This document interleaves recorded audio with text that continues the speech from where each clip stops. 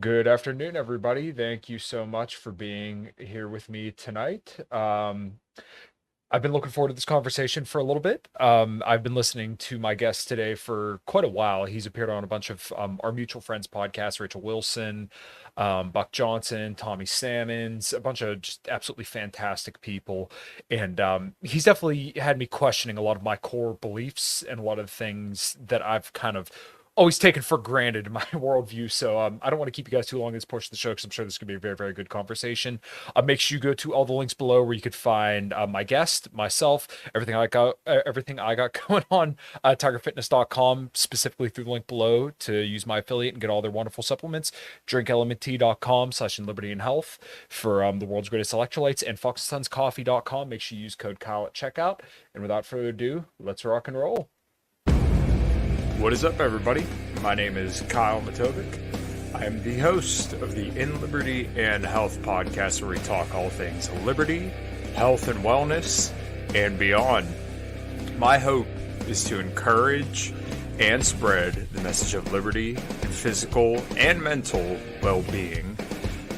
I hope you enjoy all the topics we talk about with our guests. We're on all major streaming platforms, so please sit back, relax, and enjoy. Man, I'm doing as good as anyone can do getting buried by his 13-year-old son on leg day. I'm not going to apologize for not being on this podcast because I got to go see Metallica. So if that's a problem, kiss my ass. Okay? All right. Welcome to the show, Jay Dyer. How you doing, man? I'm doing great, Kyle. Thanks for having me on. Yeah, of course. Well, as I said in the introduction, you and a lot of different people from the Orthodox Christian worldview have really kind of got me questioning my libertarian foundations, and specifically listening to some of the debates you've done with libertarians and also the idea around like Enlightenment philosophies. But I guess before we get into that, for anybody who doesn't know you, feel free to give yourself a little introduction of what you do. Yeah, I do a lot of breakdowns of movies, philosophy, geopolitics, debates with atheists, Muslims, Roman Catholics, Protestants. We do a lot of literary analysis. We break down a lot of big geopolitical texts from the global elite, and then I kind of summarize those in an accessible format for people. We also do a lot of comedy. I host the fourth hour of the Alex Jones Show every Friday. I've written three books. Mm-hmm. Yes. Did you catch Cat Williams on Joe Rogan? I heard you do an impression. Actually, you do a pretty good one. It's in my 2 watch list. I watched the whole Shay Cat Williams interview, and we did a couple podcasts analyzing that. But I just haven't got to the Rogan one yet, but I plan to. Gotcha. I was too excited for Dune to go to watch that yet. I got you. Okay, so I saw you did a whole stream on Dune.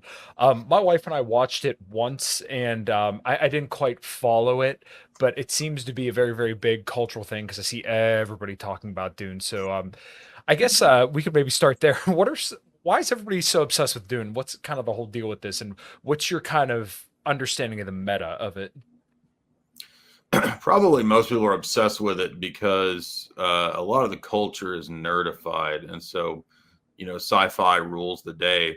But there's been 8-10 years maybe now of the outlets that would produce most of the sci-fi that people are eating up and consuming, like Marvel, Disney, right? They've been kind of like soyifying it, making it social justice woke. So I think that whenever we get just a taste of the way movies used to be before 2015, 16 or whatever, when we can, kind of reminisce over what it was like watching Lord of the Rings trilogy, in the theater, or maybe even the Matrix trilogy in the theater, people are they're craving that authentic experience where they don't feel like they're being preached at with a bunch of, woke morals and guilt trips.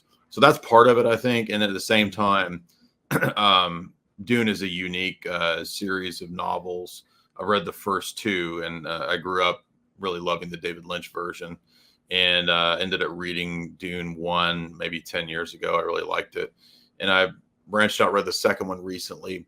And I think that the draw for those is that kind of like Game of Thrones. I'm not a huge Game of Thrones fan, but I think what people like about it is the complexity of the plots. There's a lot of courtly intrigue, conspiracy, espionage, all in a sci-fi novel, but also a lot of elements that you wouldn't expect in science fiction, like no AI, right? I mean, the world of Dune is unique in that they've had a a crusade of sorts at one point in the universe's history against artificial intelligence. So there's no aliens that we can think of or that we know of.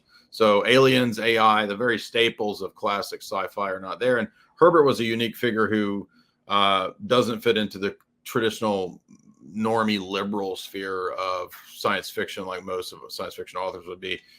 He was a GOP speechwriter, and I'm not saying that makes him a good guy. The novels are not ultimately like Christian, but they have kind of basic traditional ideas about the roles of men and women. They have some perennialist ideas, which I would critique, but I think are still interesting just from a storytelling perspective. It's kind of a Nestorian view of man and God, and that, you know, the main character kind of becomes a godlike figure eventually. And this is critiqued as kind of a warning against tyrannical government. This was actually Dune Messiah makes a big point of this because it came out in the Cold War. So Herbert was interested in warning people about the dangers of Soviet autocracy. That's just one kind of element of the novel, though. But there's all these other weird, you know, really pioneering, way ahead of their time things in the novel, which comes out in the 60s. You've got geoengineering, you've got MK Ultra mind control, you've got you know, the idea, very profound, I think, that a lot of the global economy revolves around illegal resources and black markets, the spice, which is the drug of that universe. Right. So I think we're being told about that. And the Fremen are kind of a loose analogy to, you know, Islamic Arab cultures, loosely speaking. In the future that we're speaking of there, it's actually a 10,000 years into the future where there's like a blended Catholicism and Islam into some kind of weird religion. And I just like all the you know, the elements of the secret society, of the witch coven that sort of manipulates bloodlines, genetic manipulation. All these conspiracy themes are not typically and espionage themes are not typically in a science fiction novel. So it's very unique in that way. And the series itself, the books, they get really, really philosophical. And, you know, as a philosophy student, that interests me. So I could definitely understand why people, if they hadn't read the book or don't like that story, they might not like the first movie. But I think just standing on its own, you have to see, obviously, the first one to watch the new movie. But it's just an amazing technical achievement. The sound, the cinematography, the art direction just kind of blows everybody away. And we haven't seen anything like this, like I said, in 15, 20 years in terms of movie going. Yeah, well, the one thing that kind of came to mind amongst some of the topics you were hitting on there was I thought about Avatar, because the original Avatar came out in like 2008, I want to say, somewhere around there, and then the second one came out like a year or two ago, and that kind of goes like the cinematography. Yeah, because both of those are like beautiful films with like these, you know, very, very beautifully animated world and people and all that kind of stuff. But the one other thing that I kind of thought about was when you talked about kind of like the respective roles of men and women was Jack Reacher. And that show I thought was absolutely fascinating, because that was... it was kind of a show that displayed a masculine archetype and a figure who wasn't necessarily, you know, your typical either Homer Simpson or outright abuser, but he was doing things that were questionable, but generally, you know, you might almost recognize as good, but didn't always seem like a good idea at the time. So I thought it was a very, very interesting, just 2 seasons that actually did very, very well, despite, you know, not really having any outward agenda. Yeah, that's a good example. I mean, I haven't seen that show, but there's a few diamonds in the rough, you know, gems that I think guys like John Wick, because John Wick kind of is, you know, the remaining, you know, action hero guy from the, you know, the 90s was all about action heroes, and you've got Stallone and Schwarzenegger and, you know, Bruce Willis. And so, you know, it's I guess it's interesting that Keanu can still pull that off. But for the most part, you know, especially since 2014, 15, 16, it's just gotten really bad in terms of, especially blockbusters. They're so packed with propaganda, and a lot of it's the Marvel stuff. So yeah, I guess you could argue that I'm not a huge fan of Avatar myself, but I understand what you're saying just from sort of the visual experience. A lot of people find it appealing, and I think Dune is that way too. Dune 2 is that way. That you know, I didn't actually go into the movie thinking it was going to be anything other than just good and all right, like the Mhm. the first one. But it was way better than I expected. So I think that's why people are really gravitating towards it. Gotcha. Yeah, well, I think we're gonna have to rewatch the first one and maybe go see the second one in movie theaters. Our mutual friend Rachel Wilson, good to see this collab. She drops by. I appreciate it, and I appreciate Rachel for all her support. So one thing that I was curious about as well is kind of your path to Orthodox Christianity, because I don't want to necessarily credit you for being responsible for the rise of Orthodox Christianity, because I see it. I don't want to say everywhere, but a decent bit now. But I definitely think you're probably one of the more well-known names. So what was that journey like for you? Were you an atheist or an agnostic beforehand? Were you Catholic? I don't think I've ever heard you describe that, so I'm curious about how your journey on belief kind of went. I was raised Southern Baptist, just kind of nominally. My family was from the South, and then I grew up in San Diego. My dad was in the Navy, so we didn't go to church like nonstop. We would go for a while, and then we wouldn't go, and then we would. And then I guess my high school time, I was pretty wild and didn't think anything about church or anything like that. I wouldn't say I was ever an atheist. I just wasn't really concerned with it so much at that time. Sure. I was more interested in chasing women and partying. And by the time I was 18, I got invited to some Bible studies that were evangelical. I went to those. So I kind of got back into my evangelical background and went to Bible college for a couple semesters. Didn't really jive with that. I was more interested in the philosophical sides of things. And so right around the same time, I started questioning Protestantism. This is about 2001, 2, 3. And so I started reading a lot of church history, and I was really interested, in the Bible. I love the Bible and, the history of the Old Testament and all that. But I didn't know a whole lot about, well, what about the church fathers and what about the ecumenical councils? And so I started hearing these things, and I didn't know much about that. So I bought the whole church fathers set, 38 volumes. I didn't read all of it, but I started with the Latin church fathers because they were the most, accessible and the ones that I had heard quoted the most as a Calvinist. So I'd heard, Augustine quoted and Ambrose and Jerome and these Western church fathers. And I liked Calvin and Luther a lot. So I wanted to see, well, okay, but what do these predecessors believe? And so that led me to a lot of questions around, well, now I realize they don't believe like I believe. So how can I say that I'm, in the same line of thinking or the same tradition as the church fathers? And so then it led to a bigger question ultimately, which was how the Bible came to be and the formation of the canon. So I read a bunch of books on that from different sides. I didn't just pick a Catholic side of it. I read Protestant, evangelical, and Catholic histories of the formation of the canon. And the more I got into the church fathers, and not just reading the church fathers directly, but also historians of ideas like Yaroslav Pelikan and his famous series, which is usually read at a lot of seminaries. So I read that series, the 5-volume series, and then I read more and more secondary works on the church fathers, more and more of the church fathers. I read a whole lot of Augustine. I got really enamored with his writings, and that led me to becoming Roman Catholic. So when I got into the Roman Catholic world in 2003, you pretty quickly are introduced to the problems of the Roman Catholic world. And I was, keep in mind, I'm like 20, 21 at the time. So I was pretty young at this time, maybe 22.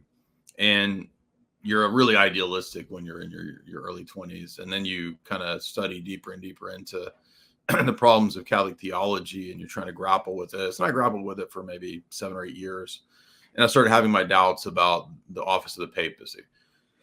I didn't really doubt Christianity at this point. I was just kind of not sure where to go in terms of the contradictions that I saw with pre-Vatican II and post-Vatican II teaching. So I went to the Latin Mass for many, many years, SSPX. And then I eventually just felt like there was no reconciliation for the open contradictions of the Vatican. I remember this was way before like the crazy stuff that Pope Francis has done. I mean, this was still, I think, in the John Paul II era. I was going to the Latin Mass, even when John Paul II was the Pope. And then we got Benedict, and people thought, oh, well, it's going to be a lot better now. And nothing really got better other than sort of externals and verbal credence to tradition. But anyway, so about 2007, I was like, I just don't know if I believe Roman Catholicism anymore. So I had a period of like not going to church for a while. And I did start looking at Orthodoxy in 2007. And my girlfriend's sort of fiance at the time, she and I were both going to be received into the church at the same time. We went through the catechumenate, and we were going to be married and received in the Antiochian church in Nashville. And I just ultimately, when it came down to it, I couldn't do it yet. I was so wrapped up with and enmeshed in like Augustinian and Thomistic ideas about soteriology and theology. I wasn't ready for the difference that you experience in the Orthodox world. So I held off. I was like, I'm just not ready to become Orthodox yet. And that was actually the right decision. I really wasn't ready. So a lot of people were like, why didn't you should have become Orthodox? No, actually you shouldn't. If you're not really into it, you shouldn't. So looking back, it was for me the right decision not to do it at that time. So then I kind of took a break. I was burned out on religious disputes and theological debates, and I've been so enmeshed in that world for since I was 18 or 19. I just kind of got tired of it. And I didn't become agnostic. I just kind of wasn't sure about which theological tradition I was aligned with. I remember reading a lot of Neoplatonic stuff, perennialist stuff. That's when I started reading Guénon and Schuon and all these different kind of traditionalist things, which I thought were interesting, but I never really found anything that was super compelling. So I just kind of I wouldn't say I was agnostic. I still thought there had to be some kind of God. I mean, and he had to be personal. But it took about, 4 or 5 years, 6 years of that. And then I started kind of gradually reading the Bible again, reading the church fathers again. I kind of had to warm back up to it because I also had some bad experiences at the Orthodox Church at that time. And so eventually I decided to keep studying it. And I had been studying it off and on. It wasn't my main focus. But ever since 2007 or 8, I was always interested in reading the Eastern Church Fathers, the Cappadocians and so forth, and St. Maximus. So I made the decision to finally convert to Orthodoxy actually in 2014, but I wasn't near enough to a church to be received yet. So it took actually about 2017 to be received and then chrismated. I call myself like a 10-year catechumen. So I was basically learning it throughout that whole period. So anyway, that's a long story, rambling, but that's my background. No, that's fascinating because one thing that's kind of interesting for me, as I've been agnostic pretty much my entire life, but I would say over the last couple of years, especially since I met my wife, I've been more and more interested in religion. And as I've seen what it's done for other people that I know personally in their lives, it's really given me a lot to question and a lot to think about. And I like that you said you weren't quite ready and that you thought it was the right move to kind of hold off on kind of going all in on becoming Orthodox, because I think a lot of people, whether it comes to religion or really anything, the first thing they want to do is they find their new toys. They can't wait to kind of dive all in on it and say like, this is me and I identify as this. And then, it's like it's essentially the Dunning-Kruger effect where like, as soon as you learn about it, you know everything. And then like right after the first couple of months, you realize, oh, I don't know anything. And there's so much more room for growth. That kind of seems like what you were probably experiencing. I think that's a very wise approach. Yeah. I mean, I'm assuming you're younger than me, but I mean, it took me many years to learn that. So, again, part of it's, when you're in your 20s, I'm not talking about you, but people in general, Sure. when you are in general are in your 20s, you're very idealistic and you think, like you said, like, oh, I've, watched, at that time, we didn't really have YouTube. It's like, oh, I've read a bunch of blog articles and like, now I know, this position and I'm so convinced and certain. And I think, it just takes time to get older. And then you realize, well, nowhere is going to have like this perfect, easy. There's no position that's going to answer every question, right? That doesn't mean that there's no position that can answer anything at all or give a basis for a worldview. But I think you have really high expectations. You have these purity spiraling tendencies when you're in your 20s. And as you get older, you realize that these are kind of unrealistic expectations for any position at all, whatever your worldview is. So yeah, I think that and there was immaturities that I had in my 20s, obviously not just theological immaturities, but immaturities about my own life and, kind of being lazy and not being prepared to be married. And so there's a lot of things that also, like I shouldn't have gotten married at the same time too. So I'm glad I didn't because I wasn't ready for it. But yeah, I think you learn that as you get older, that the grass might seem greener on another position right away. And it may actually be, right? It may be greener, but we don't want to leap into those positions too hastily. And I think when you're younger, there is the temptation to fall for that. Yeah, and I think to that point as well, with age, I feel like you probably learn that, like, regardless of the belief that you hold, like, a lot of the work is still going to be on you. And I think that's what a lot of people who don't quite take their religion seriously probably lean on, like, going to confessional and just saying, oh, well, I'm relieved of all my sins, so therefore I can fuck off for the rest of the week, and it doesn't matter what I do. But I like the way that our mutual friend Rachel kind of described it to me. Whenever people pass away and they're in the presence of God, that you're going to feel more of a warm feeling rather than, perhaps a cold or unloving feeling. And I may be paraphrasing this poorly, but, like, the idea that the accumulation of your life and the good deeds that you did is going to define the relationship with God in the afterlife.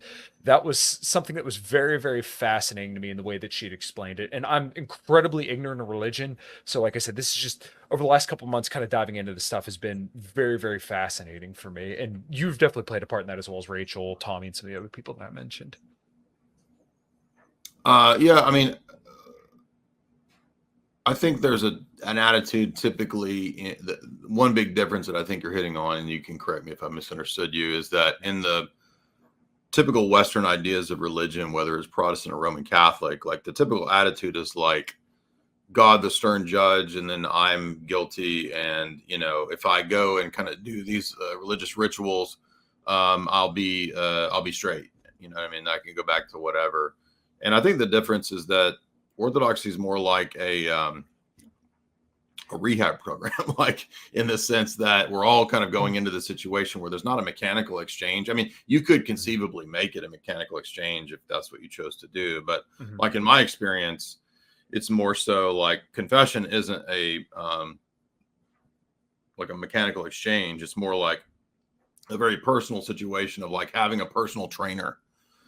So it's like literally having a personal trainer that's like keeping you accountable to whether you've made progress in virtue, as opposed to an anonymous confessional in the Roman Catholic Church where I just say these things and he says, okay, go say 5 Hail Marys and try to do better. This is more like, internal counseling where you're figuring out the problem points and then addressing those and then kind of having accountability to see if you're getting better. So it's a lot more intimate in the sense of the confessional example that you gave. And that's, I think, a better explanation overall as to one of the differences, say, between the Orthodox experience and what you would experience in the Roman Catholic world. That's not to say that Roman Catholics aren't serious or there aren't people who are sincere about wanting to do better. I'm not saying that. I'm saying that just the experience of confession itself, as an example, contrasts these two views of a kind of a cold mechanical exchange versus a kind of personal trainer who actually kind of cares about you as an individual. Because if I'm going to confession and it's like there's the blinders there, right? And he doesn't know who I am. I don't know who it is. I mean, conceivably in the Roman Catholic world, right? You can go confess in Roman Catholic churches and they have no idea who's talking to them. So it's like cheating the system, but it's only cheating you, because the purpose of having a confessor or spiritual father is that to see, like, are you getting better? Like, do we need to do, maybe we need to do this over here. Maybe you need to spend less time, out at the bar. You need to spend less time, doing XYZ because that's an occasion for sin for you or something like that. Do you see what I'm saying? It's like rather than reporting in on a phone call to like an automated service, like, did you do your workout today? Right? Like, you've got an actual personal trainer that's there, on the spot. Like, that's a better analogy. Yeah, no, I think you picked up exactly what I was putting down there. And I think the idea of accountability is very, very important for people because, when you have high expectations amongst your community or amongst other people, then you do innately feel like you have to do better. Like an example that always comes to mind for me is that like I work with a very, very good group of technicians. So I'm an automotive technician by trade. And I know that if I were slipping or that if I wasn't doing my best, then the rest of the guys in the shop are going to look at me and say like, hey man, come on, pick it up. Like we have a good crew of guys here. We need you to pull your weight. And essentially, I think kind of what you were getting at there is essentially that your spiritual father would be that same kind of motivating spirit in a way, saying like, okay, well, you're falling behind on these behaviors and you need to do a little bit better, but not in a way that like, oh, you're going to go to hell if you don't do better, but like you should want to do better for yourself. Am I Yeah, I mean, off it's like base the here? ideal relationship. It's a mirror. It's a spiritual version of father son, right? So I mean, unless we had a particularly bad experience with our human fathers, which is possible, right? Typically, we don't. Most fathers love their sons, and so your dad doesn't want you destroyed. He wants you to do better. So that's the analogy to father son. And certainly, in the Protestant world, there are pastors who counsel people positively, and I'm not saying that doesn't occur. It's just a very different experience, I think, in the Orthodox world, because, for example, in Orthodoxy, there's a big emphasis on things like fasting and almsgiving. And so, your spiritual father is going to say, combat, like if you have a problem, I don't have a problem with gluttony per se, but let's say you had a problem with gluttony. The antidote to gluttony is not just not eating. It's actually the opposite. Every vice has a corresponding virtue. So if your temptation is to like be a glutton and you're consuming, then the antidote is to practice more giving. So rather than take, you're giving. And so there might be like, not just fasting from these foods that are, high in whatever carbohydrates and sugar. Maybe you should also find some people who are in need that could use some of that money. So maybe you're spending, I don't know, $50 extra on junk food a month. Why don't you take that $50 of junk food and find somebody who needs help with their groceries?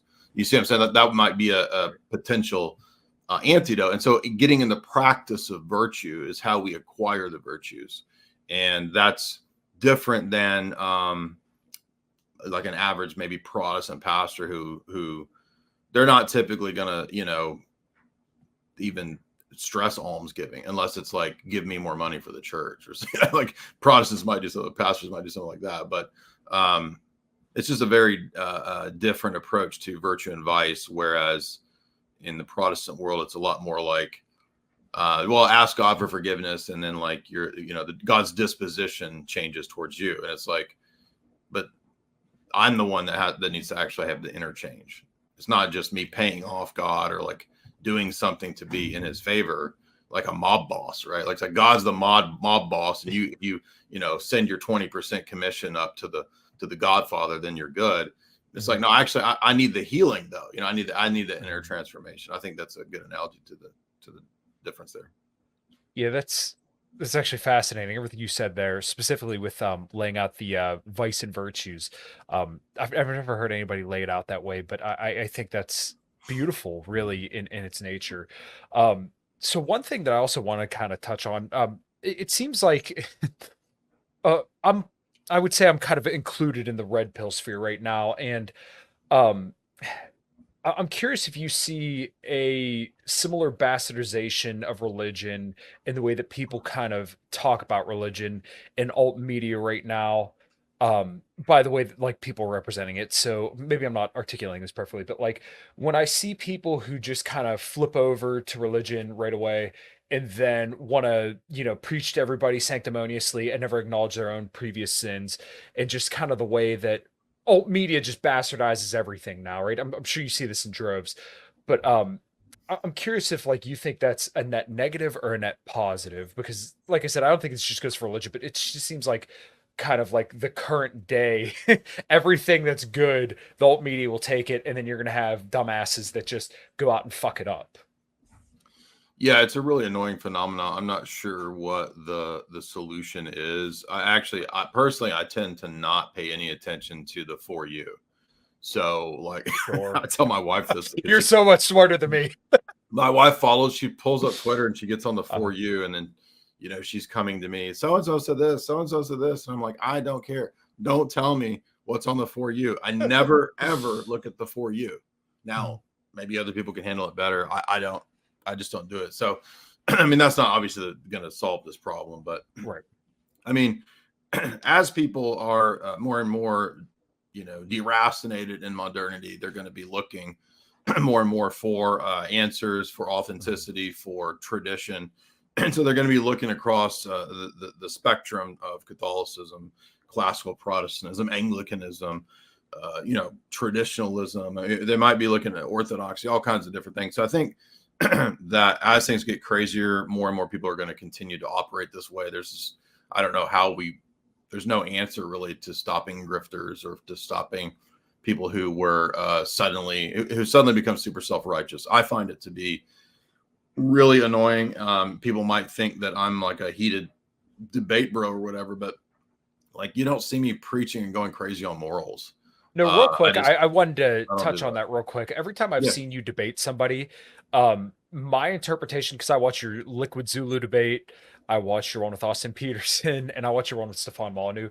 And I think whenever you're with somebody who's being good faith to you, I've never seen you go bad faith on anybody. I've only seen you get frustrated when it seemed warranted. So I'm sorry to interrupt, but I just No, want to I throw that out appreciate there. that. Yeah, I think that's Yeah, an of honest course. appraisal. I think I'm a fairly reasonable person. I'm not gonna, Mhm. for no reason, just be, you know, rude or an ass to somebody. Mhm. Typically, you know, if that comes about, it's because people are debating in bad faith, or they're Yeah. people who have been, you know, a consistent problem for many years, and then maybe somebody doesn't know that there's a background with that person being a problem troll Sure. or whatever, and they hear me saying, "Oh, I'm not going to talk to you." Oh, you're so mean. You didn't talk to. Yeah, but that's the guy who calls in every time I do a stream, right? And I don't, so people don't know these backgrounds and this kind of stuff. So that's part of it. But another part of it too is I'm sure you would share this sentiment. I mean, so many people are just so like sissy now. I mean, it's like they'll act like if you disagree or if you debate in a heated way,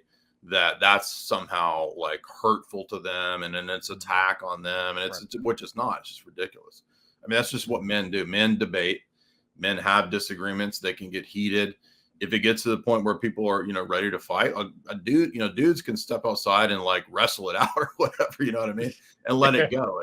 But we're in this weird feminized, passive aggressive situation where people have an internet exchange with people and they hold a grudge for 5 years, and then, you know, it's just really weird. Or they, you know, the whole woke culture, like it's all based on this envy.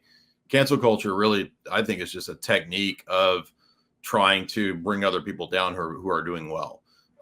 And so because you're envious, you want to get them canceled, you want to shut them down because you feel like, you know, you should have had the job or the media outlet that they have or something like that. So that's a big part of its envy, which is again another kind of trait of a egalitarian feminized society that's all based around security. It's based around sensitivity. It's based around how people feel as a result. And that means that we're not basing our society around logic, logos, around objective principles, around true and false, good and bad. We're basing it around how it makes me feel. And that's all very feminine when it comes to those are feminine virtues. They can be good for women to have those types of nurturing virtues. They don't work for organizing a society. And so we're in a situation where the society is intentionally being organized around those feminine qualities, which again are not in themselves bad per se, right? Women need those traits to nurture children. They're made that way. Right. But to make the nurturing of a child trait the norm for the society creates the nanny state. And the nanny state is happy to have everybody policed and controlled on the basis of irrational things like being able to cancel somebody because they hurt your feelings. Mm-hmm. And that's just insane. And that kind of a society it won't last. It'll collapse. And then we'll be back into some sort of brutality situation. And all of those people will be relying upon the masculine power and force, which can protect them, defend them, build the water systems, engineer the bridges, etc. Right? You're going to be back to relying on the patriarchy, which is the way it should be. So, yeah, I mean, there's no easy answers to how to solve the grifter problem. And I think that, like, when in my 20s, I can remember when I get pretty serious about my expressing of Christianity. It was really immature, and I was fairly new to this whole sphere of things. And I thought it was my job to, like, publicly project all of this. Yeah. And I thought that was a good action to do. And I think there's been some really good studies. I put a study up on this, or an article on this, on my Substack some months back. And there was a guy who was analyzing the motivations of this kind of extreme religiosity. And a lot of it stems, I think, from people's insecurities and sensitivities and psychological problems. So if you're an insecure person, and maybe even if you're insecure about your religious decisions, you might do all of this external projecting to try to soothe your own doubts and try to assure yourself that you're actually committed to this. I thought that was a really profound, just a psychology paper. I'm not saying all religion is explained only by psychological motivations. I'm just simply saying that psychological motivations can at times help us to understand why we might at times see these bizarre manifestations of people expressing extreme forms of religiosity in the public sphere, which we can say is Twitter and the internet now. Sure. And I think it probably comes from insecurity, envy, soy rage, all those types of things. But the grifter thing, that's maybe a different thing. That's part of it's that, but then the grifters are, there's people who are pretending to be bays and trad or whatever, and they're probably not, just because they see that it's a rising trend.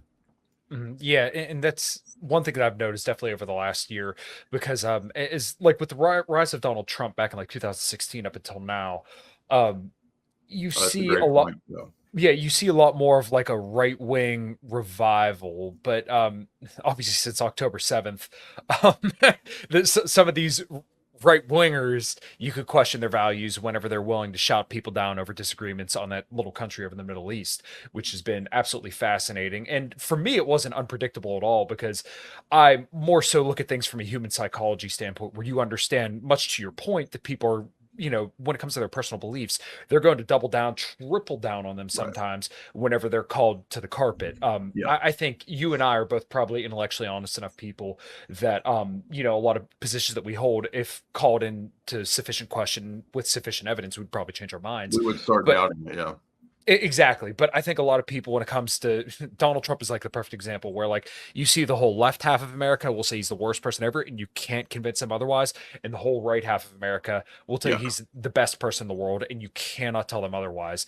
It's been a fascinating thing to watch. And like, if you can just remove all your emotions and all the way you feel about Trump or Biden, you could just say, holy shit, like people are just acting in like their most base nature way, where they feel like they're fighting off their, the tiger that's on their back, essentially. Yeah, I think that's a very perceptive analysis.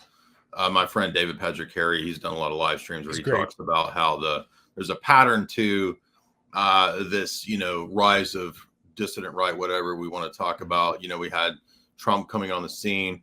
We had these, kind of wild versions of right-wing stuff that I think were pretty quickly co-opted, alt-right and all that. When in a Fed direction, I was always warning people against that stuff. And then we had dissident right. And then we had, Peterson played a huge role, obviously, in people beginning to kind of question normie stuff, sort of get Trump. And then right after Trump, we kind of get the rise of Peterson. Then it turns into Tate Red Pill stuff. So there's been this interesting series of figures who have appeared to shift the focus of the discourse. And then now we've got Elon Musk kind of coming to the fore of his role. Everybody always asks, what's their motives? I always hate this debate because you can never figure out people's motives. Right. How will you ever know a person's motives unless you have some recording of them telling you their motives or something, right? It's just a stupid, ridiculous debate to debate people's motives. I mean, anybody can be deceiving and deceptive, deceive you on the internet. Any of these very powerful people, I'm sure have to engage in some degree of subterfuge and concealing their real motivation. So it's just an annoying constant. I'm not saying you did this, but like people, Right. anytime I go on a show, they're like, what do you think of Donald Trump? What do you think of Elon Musk? And I'm so sick of that question. It's just like, I don't know their motives. You want me to tell you, like, I don't know. And I don't care about those motives because it's something I can never really know anyway. So you're asking me to, comment and give you information on topics I don't have access to. So it's like, well, what are the motivations of Xi Jinping? I don't know. He's probably not a good guy, but I mean, I don't know his motivations. So I think there's all those distracting questions, which don't really matter. And then we have, people trying to find authentic Christianity and tradition, authentic religion. And you get these people, these figures who kind of spur that question. Which can be a good thing, right? Obviously, I don't agree with everything Trump says or Peterson says or Tate says, but the questions that are caused and raised from those figures, then I think leads people in a lot of interesting directions. Maybe I'm just rambling at this point, but I forgot what the question was or where we were going. No, that's okay. Basically, I noticed a lot of stuff that you said there, and like a lot of the social analysis is more useful than necessarily the figures themselves. But basically, like you just see a lot of people kind of act very, very almost religiously when it comes to political figures. Oh, that's right. Yeah, people.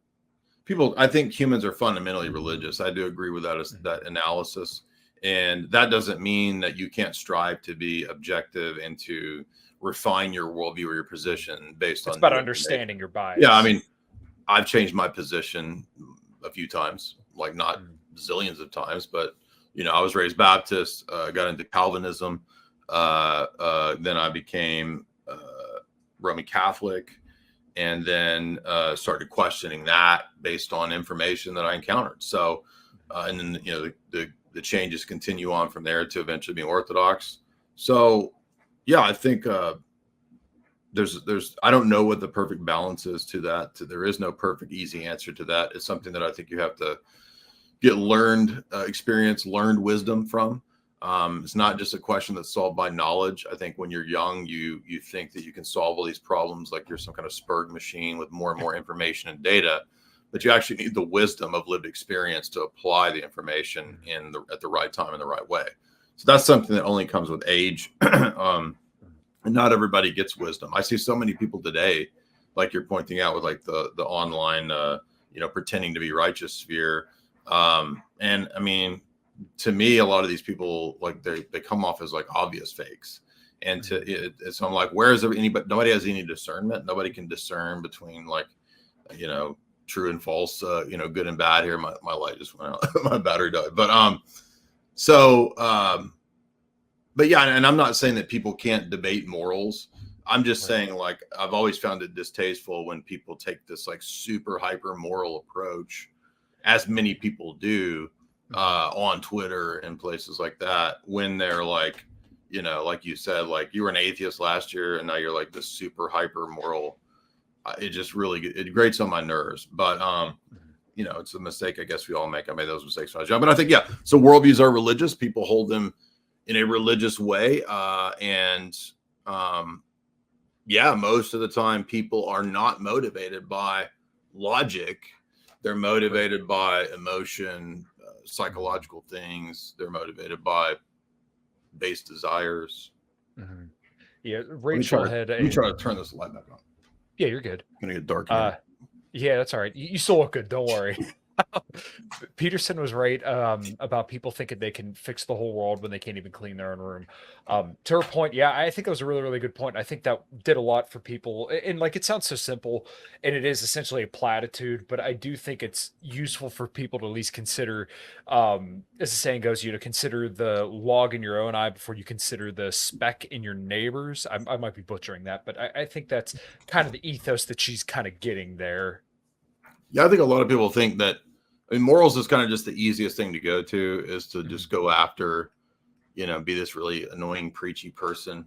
I don't know. It's just, I feel like I grew out of that in my 20s, so it's not me. Again, I'm not calling out anybody specifically. Sure. I don't even have anybody I'm thinking of in my mind. I'm just thinking of, I don't know. There's a lot of young people on Twitter that I think probably, Right. they're new to religion or whatever, and they're kind of like, Mhm. there's a tendency towards fanaticism. One thing I'm noticing, and this is my suspicion, is that a Mhm. lot of what's going on the online sphere, I suspect, with all of these debates, and I'm not saying that it means any of the positions are false, just from a strategic, social engineering, societal control vantage point, I suspect that a lot of different positions are being intentionally engineered towards more and more radical, more and more atomizing positions to Mhm. foster and foment the debate within society. So the and I agree with many of the points of the red pill in the sense of like critiques of feminism, critiques of Sure. problems in modern marital situations, the no Mhm. fault divorce. I agree with all that stuff. Sure. But I think like this one sphere, the side of the sphere I totally disagree with is like the MGTOW incel group that Sure. ends up pushing sex bots and this kind of stuff. That I think is Yeah. like an intentional radicalization that Mhm. parallels the intentional radicalization of the extreme feminist groups. So Yeah. I see the there was actually a mention, one of the NATO documents mentioned intentional fostering of trolling and internet division. It was the Mhm. NATO PSYOP document. I think it's the cognitive warfare document talks about this. Oh, that's actually fascinating. I never even heard of that. But yeah, I agree in like that end of the red pill MGTOW situation. It's like they kind of get a lot of the diagnosis right, but their prescription is just absolutely ridiculous. And I know you've engaged with Rolo and some of the other, what I would say are better red pill guys, and Yeah. more of like the actual red pill guys who just kind of stick to the praxeology of things. Yeah. I think those guys are kind of like the ideal, where they're not telling you how to live. They're just saying, hey, here's this information. You figure out how to live from Yeah, I there. think, And but like, a lot of people can't separate the two, right? So a lot of no, they people can't can't. get Right. past the person, and I experienced that myself. They're like, "Oh, it's Sure. Jay Dyer." It's like, well, I mean, what? Who? So what? Right? I mean, the information stands on its own. The arguments stand on Exactly. their own, Right. irrespective of me. I mean, that'd be like, imagine saying, "Well, I don't like my math teacher, so 2 + 2 isn't 4 because I don't like my math teacher's a butthole." I mean, that's just so Yeah. dumb. But that's the equivalent of it. It's like the arguments, the information, the data stands on its own. Mhm. And so there is a lot of good information in, the rational male, that kind of stuff. I was reading Rollo since probably, I don't know, 2012, 13, somewhere in there. Sure. I used to read Rush's Return of Kings religiously for however many years he had that. So, that's a sphere that I'm familiar with. I read The Game Strauss's The Game when it came out. I read, a lot of those texts, Mystery Method. Mhm. So, I'm familiar with that sphere and that whole mindset, whether it's red pill or PUA or whatever. So I think they have insights. And then I think that when people have those insights, then what happens is you get the intentional diversion of the information over into Sure. these extremes, or they just make it about the persons to deflect from the topics being discussed. And so my wife and I were having a discussion about this the other day, and she was saying, don't you think that there's the dangers in this stuff? I said, yeah, because if you think about it, I think the system knows, for example, that because we've had 150 years of feminism, the system knows there's going to be a reaction eventually to that. People are going to say, Mhm. wait a minute, if we've had the feminizing of all areas of our society, if all the HR people and the CEOs and the professors and the managers are all women now, people are going to start noticing and reacting in some way. And so Right. the initial counter reaction is, you could say, might have even begun with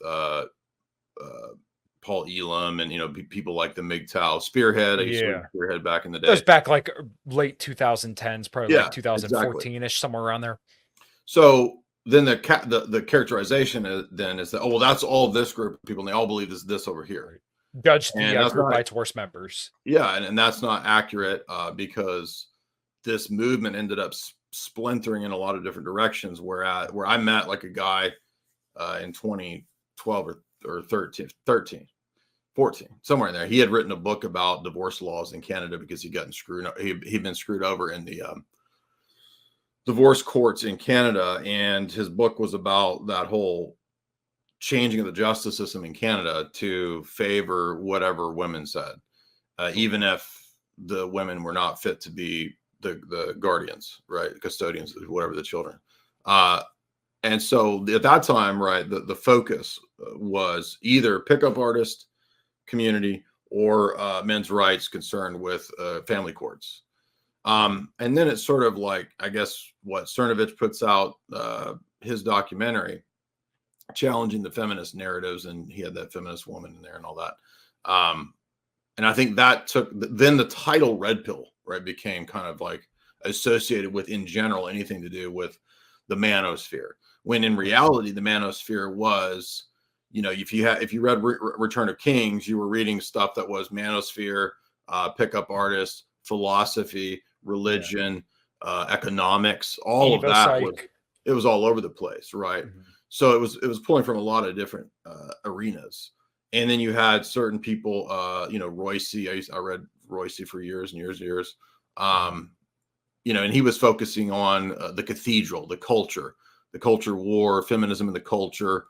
He might talk about some of the PUA points here and there, but he also talked about a lot of manosphere stuff, men's rights and all that, statistics, abortion, all of the stuff, right? So it was pretty diverse. And then what happened, I think, with when the Tate sphere came to the fore and adopted the term Red Pill, then it became associated with the Tate sphere. And it then all became about Andrew Tate. And then it's not about the topics that are being discussed and whether the data matches up with this or that claim, right? Mm-hmm. So I was just telling Jamie that I think that the system, that there would be a counter reaction. And I'm not saying that specifically an individual. I don't have any information about any specific individual being like the catalyst or something like that. I'm just saying that the system's perspective, I think, is to anticipate the counter reaction. You could think of the same thing when you have communist revolution and you have what's called the counter revolutionaries. Smart, cunning people from the system will also want to co-opt the counter revolutionary movement as they control the revolutionary movement. And I think Lenin talked about controlled opposition, right? So this is a well-known thing. And it happens in this sphere as well, where they will study and try to steer and radicalize in various ways these types of counter reactions. We've seen it exactly with the right-wing movement. When Trump came to the fore, what did they do? They had this giant thing go on at Charlottesville, right? And that ended up destroying and dissipating that whole movement very effectively. We get another dissident right type of movement that occurs. Then what do we get? JSIX, right? We get that. Right. That effectively does a similar thing. So the system always does this, where they try to take the counter revolution, the counter reaction, and do whatever they can to either fragment it, destroy it, neutralize it, or turn it into some just lunatic thing. We've had, for example, many INCEL dudes go off the hook and go crazy and go shoot up something, right? So I don't know the specifics of those cases. I'm not trying to say, it was an MK Ultra. I don't know that, but I'm just saying that whether it is or isn't, like, they'll take that and say, here, it'll become this national news. It's the net effect of it. It's the national, like Elliot Rodgers, right? Wasn't he like, he's like the first INCEL guy? That was that's kind of what they pinned him down. That's how they framed it exactly. So anyway, I guess I'm rambling, but that's an example of how movements, ideas that gain traction can be steered and neutralized. Yeah, that's kind of the way that I see Trump's role in the 2024 election, because if you look at kind of how everything played out, I don't know how anybody can look at 2020 and still say that Trump is on the outside of everything, when really, like, there's not a lot of daylight between him and Biden when it comes to policies, other than maybe like Trump wants lower taxes and less immigration, Biden wants more taxes and more immigration. Other than that, when it comes to Israel, foreign policy, a great deal of many things, they're kind of lockstep on a lot of stuff. So I understand the whole deal with, oh, well, you know, the establishment hates him and everything, but really, I don't think this stuff is as meaningful as people want to make it out to be. I really think it's meant to just recycle more money into the RNC and the DNC because Trump is the perfect boogeyman. If there's no boogeyman, nobody's going to get paid. So as long as Trump's around, the Democrats get paid, the Republicans get paid. I mean, he raised $240 million on, you know, election fraud lawsuits and then pocketed 210 million of it. So like, where's all this money going, and why are, you know, so many people flocking to Trump as his figure? I mean, if they really wanted to get rid of him, they would have Ron Paul'd him, essentially just kept him completely out of all the news and everything like that, and he would have never been a thing. But for some reason, he was just so propped up, and even, you know, Hillary Clinton said it was the Pied Piper strategy. So this kind of drags it back to politics, but the general theme here is that I think that a lot of this stuff, like you said, is kind of propped up artificially, so that way people still continue to buy into the, you know, the mainstream conversation and the ideas surrounding that. Yeah, I think anytime somebody begins to speak against the defined allowable magic circle discussion topics, they immediately are reminded that you can't do that. So, you know, for example, Reagan talked about the Trilateral Commission, and Reagan got warned with a bullet, right? So similar thing has happened with other people. There's, you know, you can't, there's certain things you can't talk about. Now, I don't know if Trump was like, quote, warned. One good analysis I heard was that Trump initially was going to not take Republican RNC money, and then he would be independent. But then what happened in the first term supposedly was that the deal was that if he did take the RNC money, he would also have to make a compromise on who would be in his cabinet. And so that's, I don't know if that, I mean, that's just what I've heard from people who presumably would know that that's the main source of the problem with why things were bad, why the swamp wasn't drained in the first administration. I've never, you know, I kind of checked out of politics back in the, I mean, I will watch stuff and find it interesting, but national politics, I think, has been kind of a puppet show for a long time. I mean, I definitely think Biden is pretty terrible. So, Right. I mean, just even for morale and just, you know, like, I mean, even if just Trump is there symbolically, it's like, still seems like it might be better than Biden. But I mean, Sure. but I do understand the sort of apathy about like presidential politics. To me, it's just kind of ridiculous. And I've thought it was ridiculous since the Ron Paul sphere, like you said. I mean, I was there pro Ron Paul at the time, and I remember them, you know, like they just excluded him from everything. And that was enough to at that time to neutralize Ron Paul. So,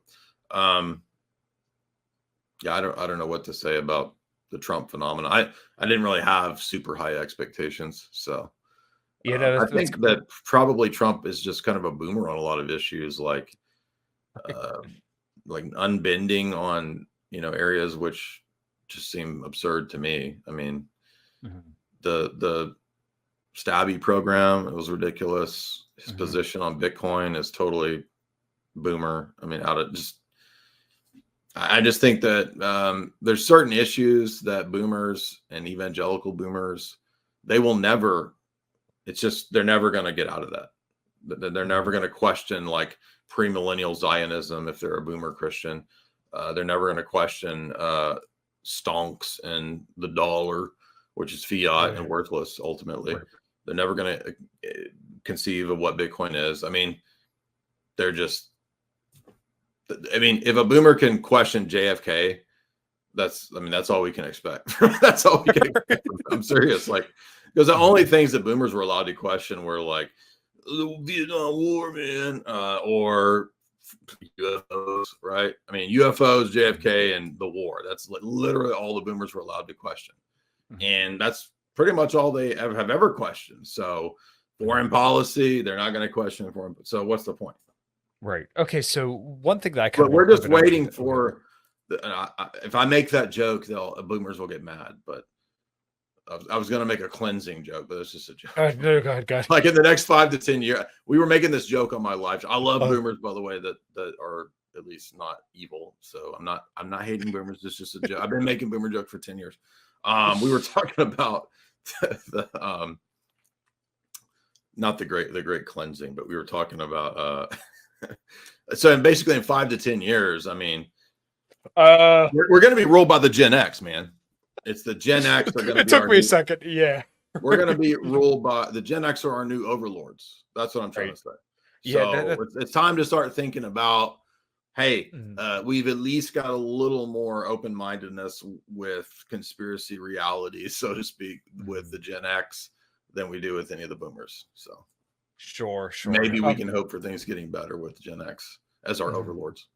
So, well, when it comes to like Ron Paul and libertarianism, I understand a lot of more dissident right wingers and perhaps some of your frustrations with libertarians when it comes to like the egalitarian mindset and a lot of like the Enlightenment ideals. But when it comes to, let's say, more like right wing libertarians, kind of like Ron Paul, or maybe even Stefan Molyneux, who I think is pretty good. And I know you debate him. I know you and him have some disagreements, but where would be your significant areas of disagreement with them in their worldview? Because this is, like I said, this has been something that's really been racking my brain lately. Well, I mean, I guess you could conceivably have a libertarian position that has a high place for religion, conceivably. I don't think that's necessarily not possible. I think that the typical disagreements revolve around Enlightenment ideas of universalized human nature, which you kind of already hinted at, and the idea that I wouldn't see religion as like an appendix, or religious commitments as something that are a tool for society, but rather fundamental to society. So I think the main difference I could think of right away would be my ideal scenario might be more along the lines of symphonia between church and state, rather than negative liberty minimizing the state. And there's no easy answers to any of these questions, because I'm well aware of the problems of the state having too much authority. But the orthodox idea is symphonia. So you have, ideally what you would have is a strong state that has the ability to do certain functions. Obviously they're limited in other ways. So you have spheres of authority, and they can't step over the sphere of the religious world, which protects a lot of the rights and values of the individuals. So the state's not really the protector of anything in the spiritual domain per se, but they have a function that the spiritual domain doesn't have. So there's spheres of authority, which is very important. And that's why the traditional image of it's an eagle with two heads, and that's church and state. So it's not like the papal model would be one-headed eagle with a church and a crown, because the Pope is kind of head of state and the church.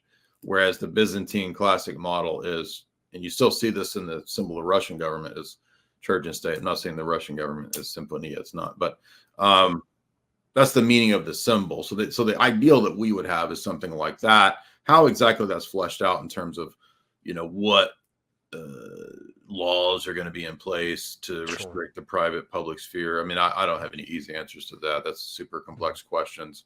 I would probably agree more with a lot of the libertarian Austrian school on those kinds of questions about the market and that kind of stuff.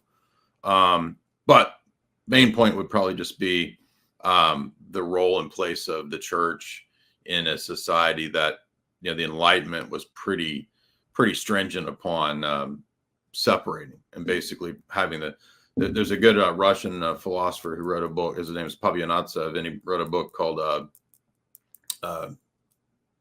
Reflections of a Russian Statesman.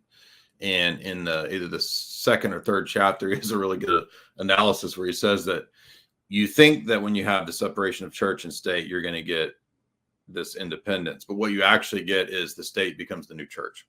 And so he made a fascinating argument that actually the healthy functioning of a healthy state, which isn't out of control, must have this institution of the church. I've always found that to be a pretty fascinating, strong argument. There's another good critique of this position or just the state in general from these kind of Enlightenment perspectives. I think it's an essay by Otto von Habsburg. So actually some of the monarchists have written, I think, pretty good critiques of libertarianism and republicanism. Not to say I agree with every position that some Habsburg guy says, but I thought that was a good essay critiquing. I think it's called Otto von Habsburg's Critique of Republicanism would be a good essay to read. The Pabianatsev book on Reflections of a Russian Statesman is a good book, a good read. Yeah, I think another thing that happens is that you get this assumption in the libertarian perspective that just by studying praxeology, I can get to ethics and I can get to metaphysical ideas and positions, and I don't think you can. It doesn't make sense to me. It's wrong-headed.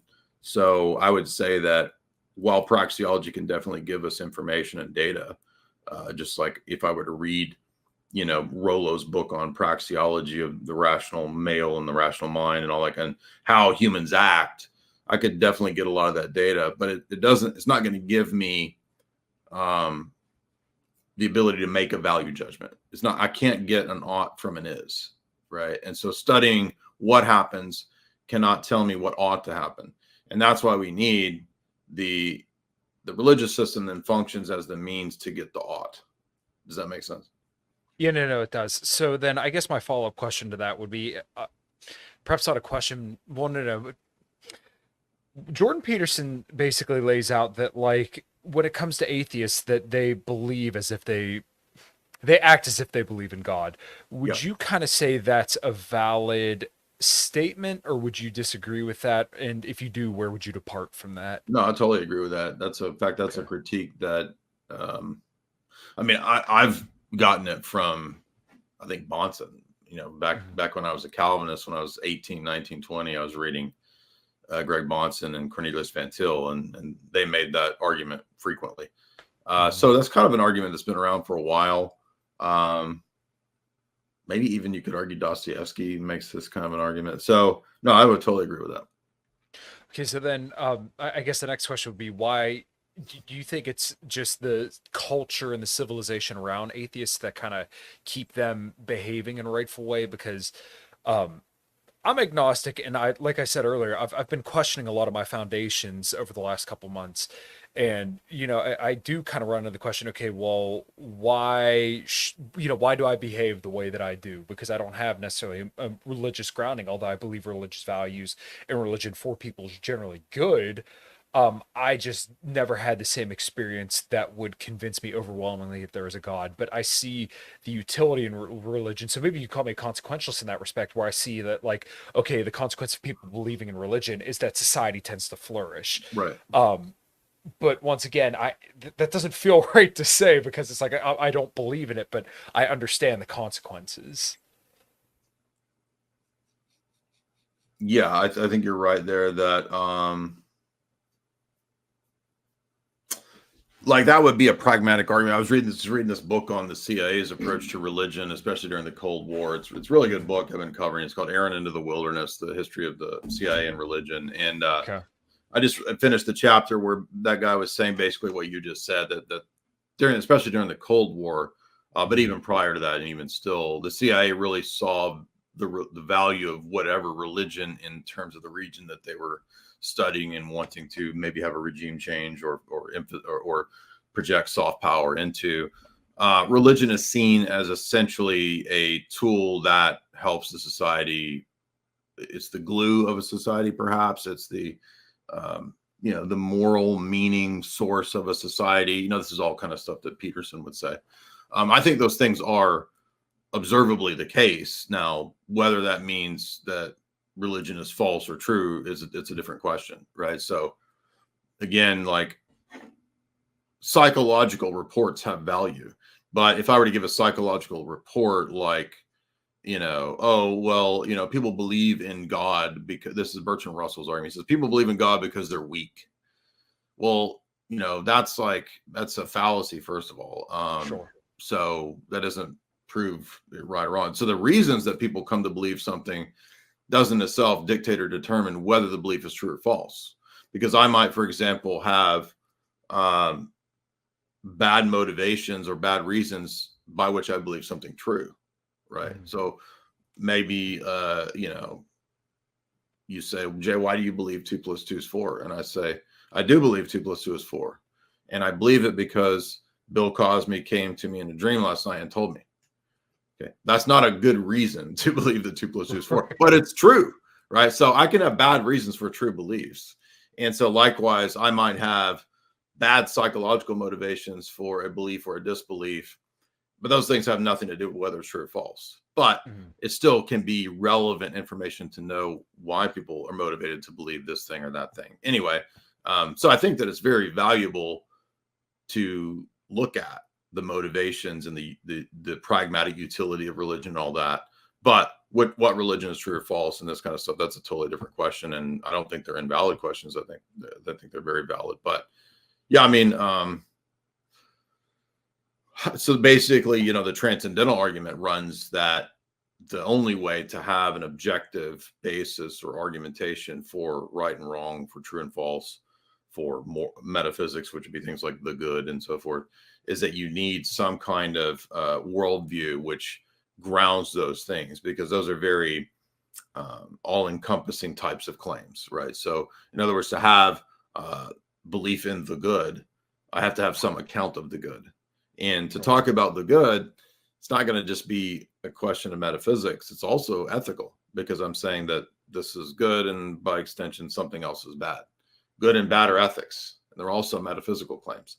So what worldview can give an account for the possibility of making ethical, metaphysical, and epistemic claims? And so the argument runs that not every worldview can do that.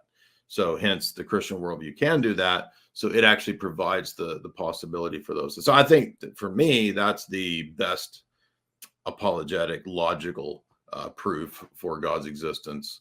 I mean, there's other people who make different types of arguments. I think the other arguments are kind of weak, but anyway, so that's kind of the basics of tag in terms of how I would go about offering an argument that provides an account for worldviews and ethics.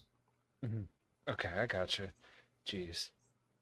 All right. Well, you've been very respectful of your time, Jay. I don't want to keep you too long. Well, did I derail it? Maybe that's like you didn't want to go into tag or something. I thought no. I just if you got more time, I'll keep going, but I don't want to. We can go a few more minutes if you want to. Or no. I do because there's like a million things going through my mind. But we're just starting to get good. Like we were talking Peterson and morals and cool. Yeah, okay, cool. Yeah, no, we'll keep going then. Okay, so one thing that I never found quite compelling was when people say you get your. I don't want to sound dismissive when I say this, but this is just the way that I'm interpreting it, and you can kind of color in the lines here. When it comes to where we receive our morals from. Where Christians get their morals from is from divine command. Well, this question is incredibly loaded for me because it's like, okay, well, how do you know that the account you're getting of divine command is right? Because each person's relationship with God is going to be different, right? And then if you're going to a spiritual father, how do you know that spiritual father's correct? And do you see the kind of line of thinking that I'm going down? Like, this has always been very, very confusing for me. Okay, well, going to one source, it doesn't follow from that's the only source. So in our worldview, we would have multiple sources, and that's not a problem because we wouldn't necessarily believe that having multiple sources entails that the multiple sources are out of accord with one another. So for example, if I'm reading my Bible on my own, and then I go to church and we have a collective, experience of the liturgy. And then I go and talk to my priest one-on-one and we're having, counseling or something like that. Like conceivable, most likely there's not going to be a contradiction between the information that's being gotten. Right. Sure. If I am reading my Bible, and let's say I'm a new convert and I'm reading it and I say, oh, I've noticed something that is wrong. And then I go to the priest and you are wrong because the Bible says this. Well, I mean, that can certainly happen, but Most likely, probably, because if somebody's a new convert, they're probably not right. They're probably, Sure. I mean, the person who's been studying it and knowing it for a long time is probably more correct. But in my experience, this can happen, but I've not run into situations where, there was some like big existential dilemma over which authority was right.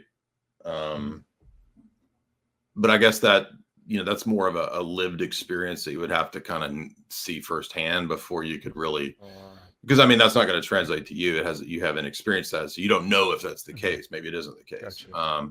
And you might who knows, there could be a situation where you happen to go experience a priest who's really bad, or, maybe you find some corrupt priest or something like that. So, anything is possible, but no, I think out of hand, I would say that, well, typically it's not the case that multiple authorities are necessarily going to be out of accord with one another. And even though that might arise in some cases, even in some situations where you have an authority that conflicts with another authority, eventually there would be presumably some means to let's say you had, like in the Orthodox Church, the normal praxis of these kinds of issues is called the synod. So there's a council. And so if something was serious enough that it couldn't be resolved, then it would kind of go up the chain to the bishop and then maybe to the synod or something like that. So if there was some serious issue like that, there's at least measures in place to deal with those types of problems. Does that make sense? Okay. So basically, I don't want to say use consensus of bishops, but basically you would go up the hierarchy until you find the final authority who would be interpreted as the person who would be the best at interpreting the text and the perception of whatever scripture or whatever divine command that you're trying to understand at the time. I'm sorry if I completely butchered that, but does that make sense? Well, let me put it this way. So when maybe I'm confused about, because somebody says divine command, they might think that means that when I'm reading the Bible and it says, like Jesus told his followers to go sell their cloak and buy a sword. Oh, Jesus is commanding me right now, because that was a divine command, that I go and sell my cloak and buy a sword, right? Like nobody that I know would hold to that. You don't take all Bible passages literally. Well, it's not even a question of literal versus figurative. That's actually just a question of context, because the context is speaking to a specific command to the apostles at that time, because he didn't want anything impeding his mission at that time. So, but that's not a standing command, as we would say. Like, for example, the 10 Commandments reflect God's moral law. So the moral law doesn't change, not just because it's the 10 Commandments, but we think the 10 Commandments are kind of a reflection of God's own character. So there's not going to be like any divine command that comes to us or to anyone that contradicts the existing structure of the 10 Commandments and the moral law. In other words, God's not going to, for example, command me to, I don't know, like I had a dream last night, and God told me in my dream to murder my neighbor because they're, I don't know, engaging in something evil. It doesn't work like I don't have God is not going to tell me to do something that contradicts prior revelation. And there's no priest or anyone in the world that would tell you, yes, you must listen to that. That's God speaking to you. Everyone would say that's not God speaking to you, because we first and foremost, I think, believe in an internal consistency and coherence. Okay. All right. So then, is there another example that maybe I'm misinterpreting? Like, what's the example that you're thinking? Like, what's a scenario that you're thinking of? It was just when I hear people say, well, we get our morals from divine command. It's like, okay, well, how is this supposed to be interpreted? That's what's always kind of confused me. And, to preface it again, I'm just incredibly ignorant of religion as a whole. So this has always been something that I've wanted to learn more and more about. Well, I think you've laid a good account for it, and I'm definitely grabbing it more. So usually divine command is raised in the context, if it's like an atheistic objection, it's usually raised in the context of the Euthyphro dilemma, which is, should we believe in the moral command because the gods said it, or do the gods say it because it's the good? So it's like, is it the gods that arbitrarily sort of determine the good, or do the gods submit to a higher ultimate standard of the good? So that is always cashed out in terms of Greek metaphysics. And for us, we don't believe in Greek metaphysics. So for example, God doesn't arbitrarily say this is good this day, and in 10 years I shall decree suddenly that this is now evil and flip them.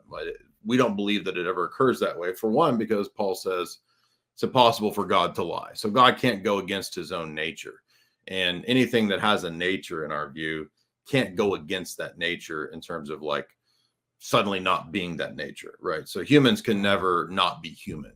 God could never not be who he is as God. And so he's never going to give a command that would contradict his own commands or his own ways of operating. So now there's certain things that God can do that humans can't do. So it doesn't mean that God does everything the exact same way that we do things. But we would say that the Euthyphro dilemma is based on a different metaphysic than the Christian has. And it's neither divine command theory, nor does God submit to some higher idea of the good. Okay, so when it comes to kind of getting more principles, you would have the 10 Commandments, and your understanding of those would basically be consistent because you believe that God wouldn't lie. Do I got that about right? Well, I was just saying, if we're looking for a basic moral framework, the 10 Commandments are kind of our basic sort of beginning example of a moral framework. And yeah, I mean, the reason that those principles don't change is because God doesn't change, is the way I would say it. Yeah. Okay. All right. So, because this has been something else when it comes to like talking about red pill topics. Our mutual friend Tommy Salmons had said that, like, oh, well, you guys don't ever touch, what's more metaphysical stuff.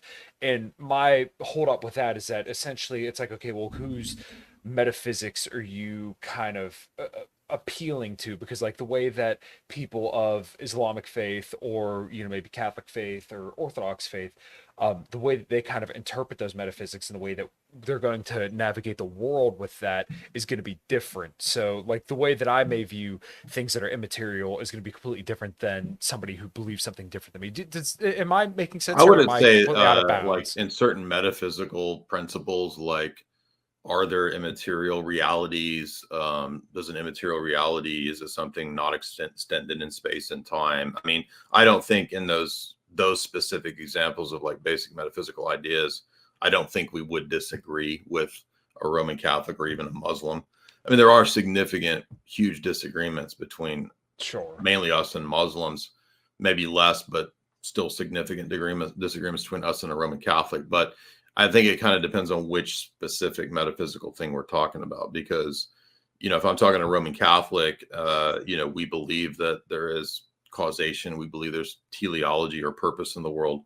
We believe in, universals. We believe in laws of logic. We believe in we believe in a lot of the same, because for one, not only do we have a biblical heritage that's similar, and the first 1,000 years of Christianity between us and Roman Catholic, we also share a lot of ideas from Plato and Aristotle.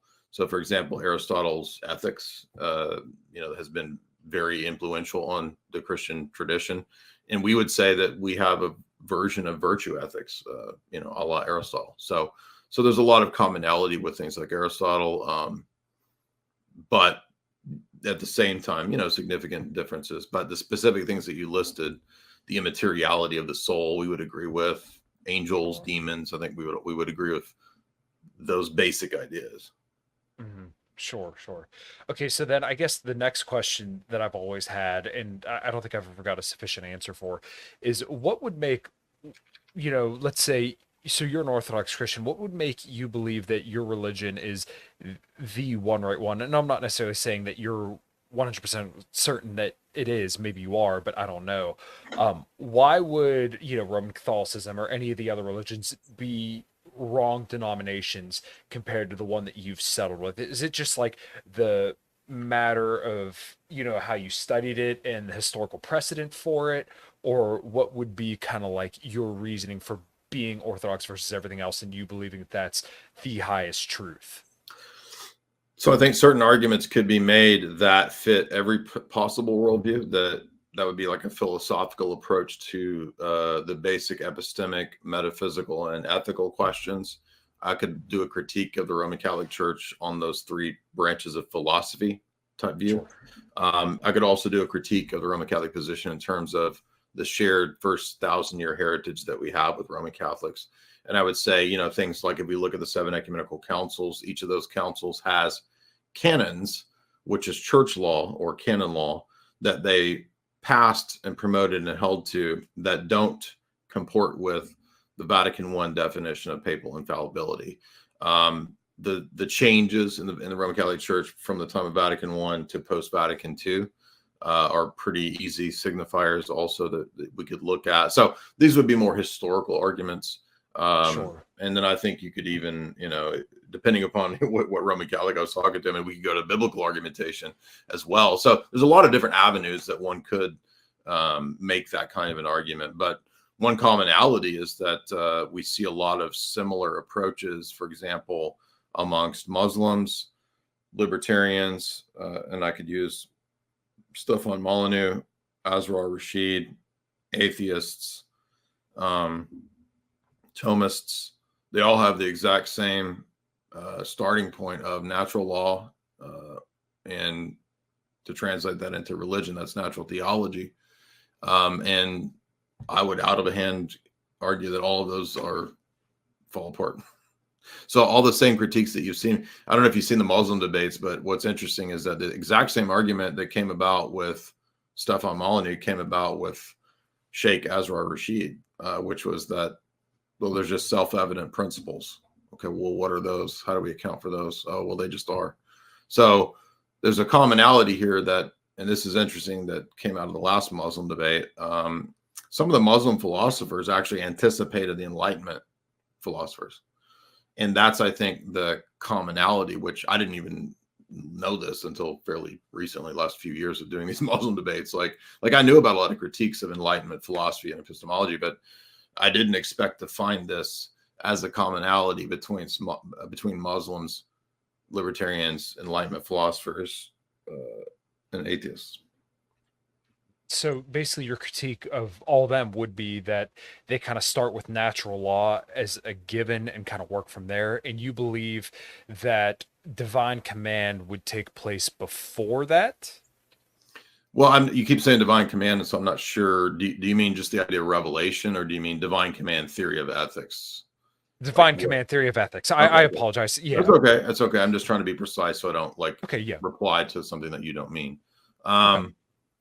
Yeah, I mean, so I think that, the argument would be that any position that tries to posit self-evidence it's a problem. And so that this is called a classical foundationalism is the epistemic position.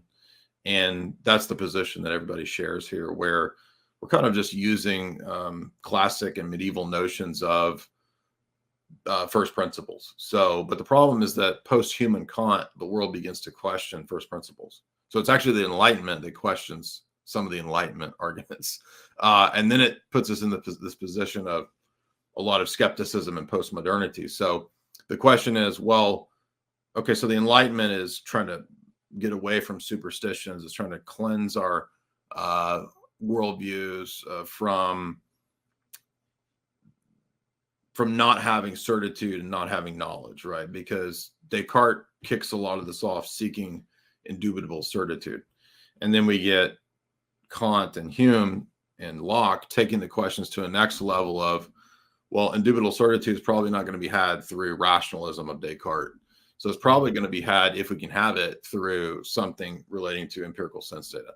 So we get this shift away from rationalism to empiricism with Hume, Locke, Berkeley, Kant, and pretty much everybody after that, unless they're like weirdos like Hegel or something, or Heidegger. But most of the time in the West, this empiricism comes to dominate, and eventually empiricism deconstructs itself, because we don't really have to go much further than David Hume. The questions haven't really changed since David Hume, even up until Quine. And the questions are just, well, how do we actually have a way to justify even these basic principles or first principles of natural science or sense data? Hume was consistent enough to say we can't. There's no justification. And so they're in the same category as religious beliefs. So the law of non-contradiction, the law of identity over time. I mean, David Hume is saying that if you're an atheist, skeptic, whatever, like those are in the same boat as the religious guy you're making fun of. So you're talking about the guy who's an idiot for believing in God. You're just as much an idiot for believing that you can give a rational epistemic justification for your first principles without contradicting being a circle. So this leads to people then kind of positing different ways of accounting for first principles, namely transcendental argumentation, or admitting that there is a circularity for first principles or for basic principles. This is the points that Wittgenstein is bringing up about word games. Really, he's just making the point that language is kind of circular. You can never get out of a kind of basic fundamental circularity. And that would mean then that all of the self-evidence arguments and the belief in self-evidence and first principles, that it doesn't exist. It's a fiction. So if that's the case, then that right there cuts out any religious position that would build their foundations on classical foundationalism. Okay. All right, man, that is a lot. See, I've never had to question this kind of stuff, so I'm coming to it. Well, here's the thing: like if you get a book, like a mainline readable epistemology book, like for example, there's a really good one called Epistemology by W.J. Wood, and it's not that long. I recommend it to people in the audience because there's a whole chapter where he raises the very questions that you hear me talking about, and it's the chapter on classical foundationalism, and he says, well, you know, every classical foundationalist is some kind of evidentialist. And the problem with having this view of, well, there's just some things that are self-evident is that says who? You become another kind of arbitrary religious authority, right? Sure. And maybe it is the case that the law of identity, the law of non-contradiction, excluded middle, maybe all these things are self-evident, but why should we think that that's self-evident? And then you get this problem of self-reliance where it's like, well, if they're self-evident, they can't rely on something else. But as soon as you try to give reasons for why it's self-evident, you're appealing to something else. It's no longer self-evident. Then there's another problem that's called the Chisholm problem, the criterion problem.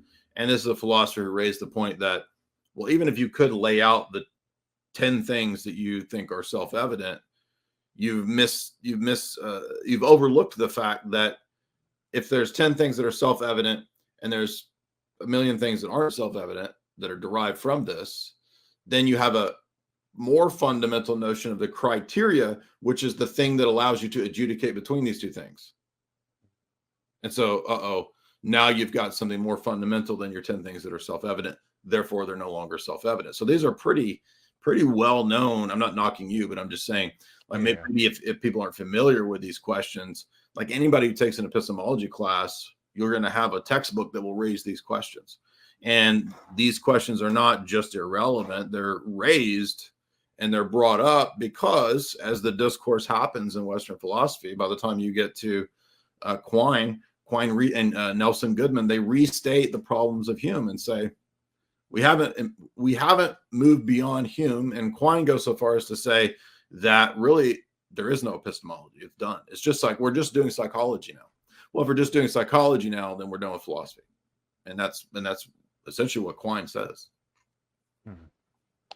So when it comes to things that are self-evident, and the problem with that, I never really thought of it as a way of that, like, if you as an individual are deciding that things are self-evident because, like, hey, I can touch this remote right here, I can rely that it's going to be here over time, and like it's not changing shape in my hand. The question then is like, okay, well, why should what's the grounding for that belief for atheists then? Because, like, you know, you can't reliably say that it's always going to be there, but it almost seems like the religious argument, I don't say is a cop-out to just say, okay, well, God accounts for that, but that's essentially what I'm getting. Am I missing Well, the argument anything? is not just God accounts for that. The argument is that Sure. there are structures in place that are not God, but transcendental categories that have to be there in place in reality in an external world. And the only way to account for all of those things together is God and the Christian worldview. So it ends up being what's called divine conceptualism, which is the idea that reality is grounded not just in the things themselves, but in something beyond physical reality, in the divine mind. And the reason that it has to be a divine, personal, intentional mind is that that's the only kind of thing, the only kind of being that could do the grounding work in an epistemic sense to ground the things that we're talking about, the categories, as well as the particulars, the universals, et cetera, all of those things. And when you study what categories are and so forth, you realize they don't like, there's not like things that they're not structures that stand on their own, right? Like knowledge presupposes a knower, a self. Okay. That presupposes an external world. The ability to know things in the external world presupposes causation. And so the question that you just raised about like the external world and the object in my hand, this is a very, that very assumption is questioned in a really famous book by Sellards, Myth of the Given. And the point of that little book is that it's a famous book in philosophy because he's critiquing the idea that there's this immediate givenness of a causal experience that this object in my hand is transmitting causally information to my senses and to my brain. Now, maybe it is, but you haven't proven or shown that empirically. You've assumed it in your interpretation of the object, you see. So the point is that it's really impossible to get away from assuming things, even in something as simple as perception of a mundane object. Does that make sense? And so Sellers isn't arguing that then I guess we're all skeptics. He's just pointing out that it's not adequate to assume that because there's sense data that I'm getting reliable, meaningful information about the object as I think it's so constituted. You see what I'm saying? Mm-hmm. So I guess the next question then would be like, how do you reliably account for consciousness amongst other people then? And what's to say that like my interpretation of this remote would be different than, let's say, my wife in the other room's interpretation of the remote?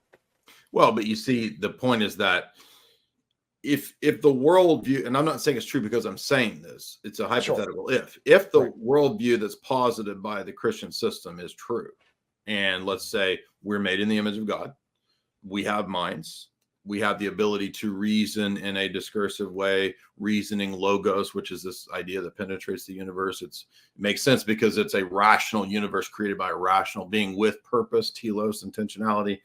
There's structure, there's order, there's regularity in nature, which solves the problem of identity over time and the problem of induction that Hume brings up.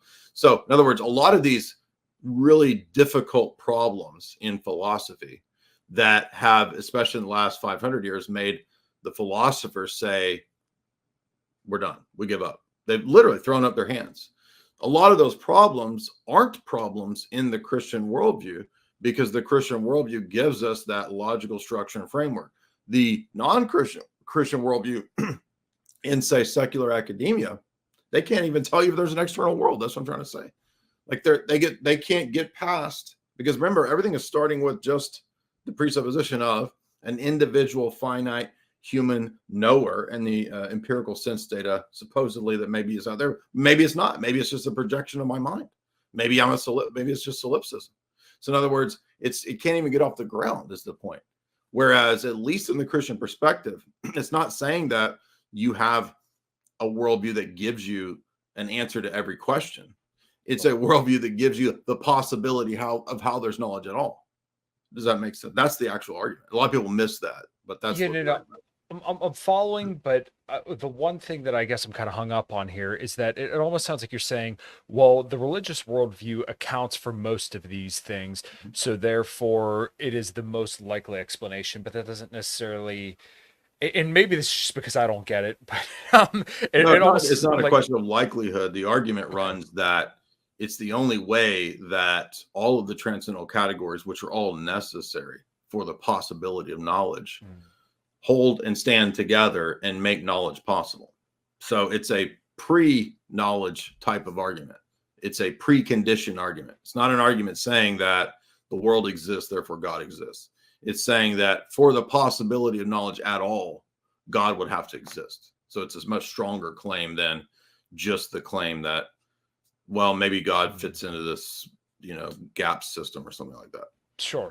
Okay, so I guess what I'm not following is that I don't understand how all of that concludes that God is real. Like, and I'm sure there's an explanation, but it's not clicking for me. If knowledge, the argument is that if knowledge is possible, it seems that it is, then it requires this metaphysic, and that metaphysic requires this God, a specific type of God. Mhm. That's the argument.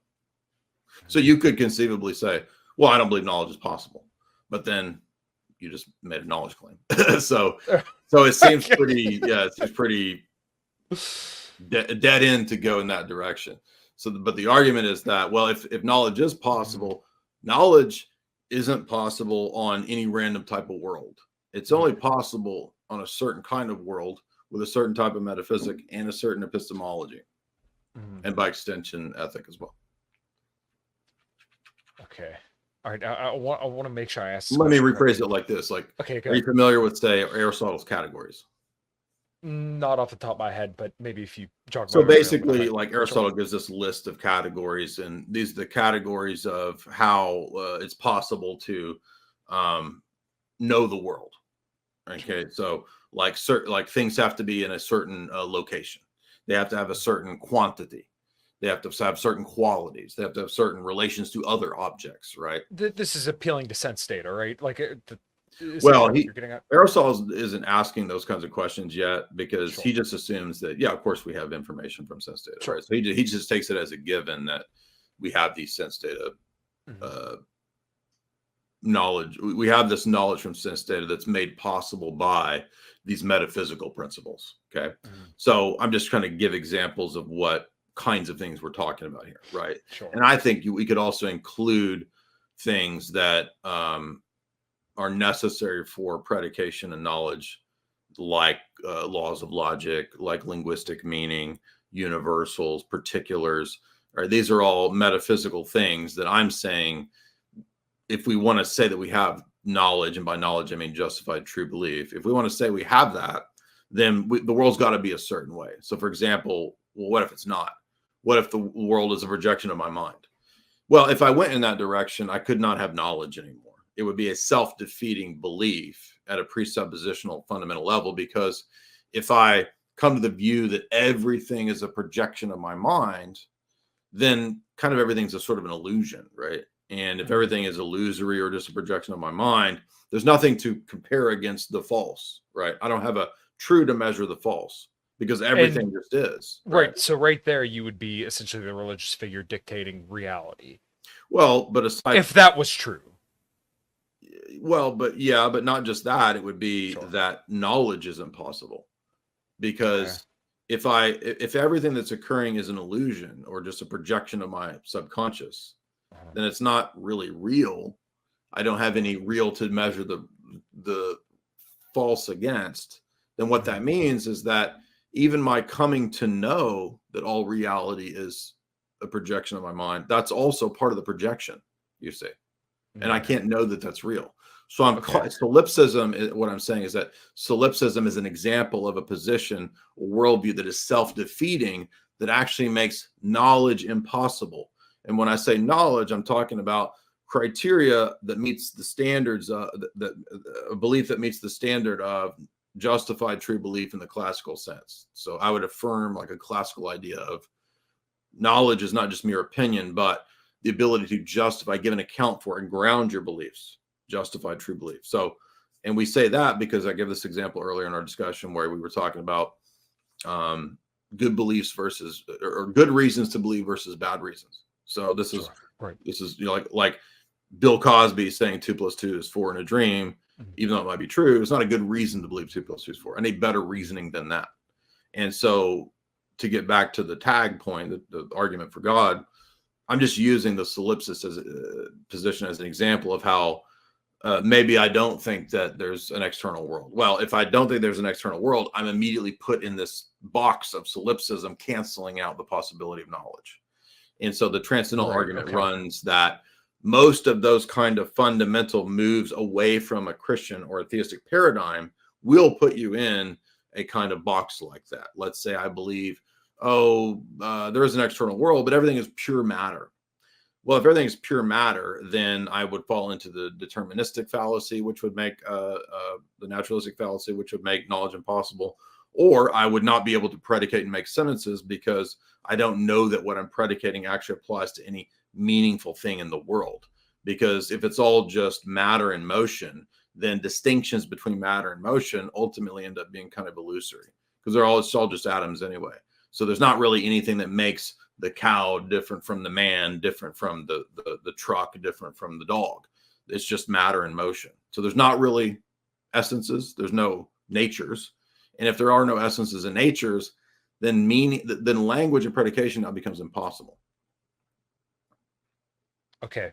So, and that would be because each of those things you mentioned have distinctions and things that make them, distinctly them. So like, obviously I'm myself because you can see who I am, you can hear me, you can, feel me, smell me, whatever.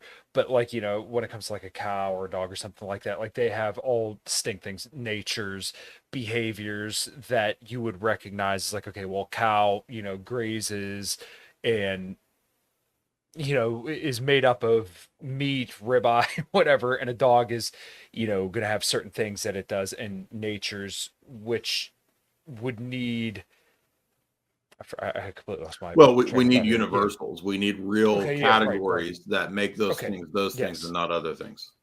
Mm-hmm. And so any position that denies, for example, the reality of essences and natures is going to be in the same boxes of Humean skepticism and eventually kind of the inability to predicate.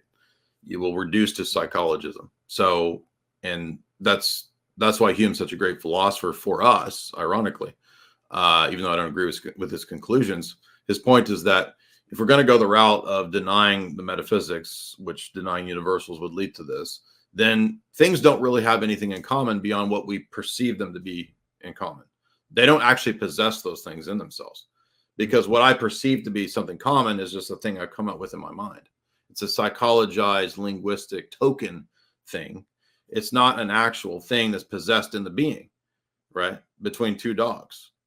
The dogs don't have dogness in if you were to be consistent here, if you're an empiricist, because you're not empirically seeing dogness. You're just seeing a bunch of traits that this one has, a bunch of traits that this one has, and you're just assuming that they have some shared traits. But that's the thing in question. What is the shared trait? Well, you don't believe in essences, so what's shared? Exactly. There's nothing shared. You can't consistently believe. And so that's why, as this debate progresses, if you're a nominalist, and pretty much every empiricist is a nominalist, there might be some weirdo out there that's not, but usually those, like 99% of the time, those go together. There's not a real thing that's shared. It's just appearances. It's just traits. It's begging the question to say, well, then what is it that makes a dog a dog? Does that make sense? A little bit, but so you couldn't appeal to like dogs have specific behaviors. Like you might have heard my dog just run down the stairs and bark. Yeah, but the behaviors are another feature of empirical sense data. So it's no different than saying that it's the dog. They have four legs. I mean, it doesn't, like, the behaviors are another piece of sense data that don't tell you if there's two different natures, because there are no natures. There's just atoms. I mean, if you're an empiricist, all you have is the sense data, and you're assuming that there's these things that are called dogs and these things that are called men, but those are just human, and they're social constructs. So Hume is more consistent here in saying that's an interpretation from a human being that you're calling. Those are English words, right? Okay, so there's no what's a dog behavior? I don't know, bone biting. Mm-hmm. Right? I mean, humans can bite a bone. So are we dogs if you have that behavior? I mean, what's the specific behavior? And in other words, you can't reduce a nature to a trait or behavior. Mm-hmm. And again, it's kind of begging the question, because the question isn't, can you think of a different thing that's not four legs or hair or whatever? Mm-hmm. Because they're all going to be sense data. So it doesn't matter which sense data trait you pick out. Hume's point is that what you're referring to linguistically is not in the thing itself. There's no, that's not in that dog. That's a human social construct. So basically, when we conceive of something, we have the different categories that may not all be physical things that we can achieve through sense data, that we kind of abstract and say, okay, well, I know this is a dog because it looks like a dog, it feels like a dog, sounds like a dog, but it also has these other behaviors that we can't necessarily touch, taste, or feel, that we know makes it a dog. Same way, same way with people and categories from there on. Well, you lose the ability to actually posit classes, is what I'm trying to say. Now you can do it, but there's not an account for it, right? So there's plenty of atheist materialist philosophers out there who believe in a species and who believe in a class of things. But Hume's point is that there's no rational justification for believing in those classes. It's arbitrary if we're an empiricist. Okay. So then, okay, I hate to do this again to you, but how would it be not arbitrary when you install religion into the picture?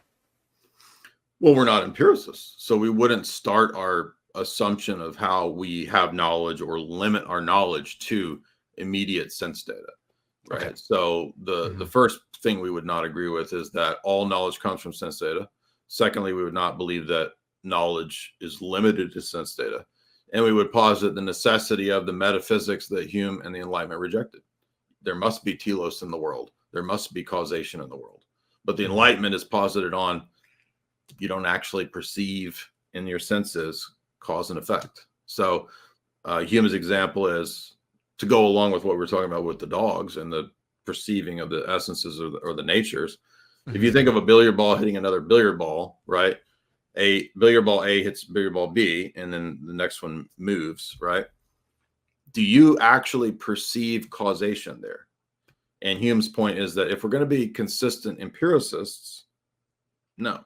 You observe event A and event B, and you're calling that causation.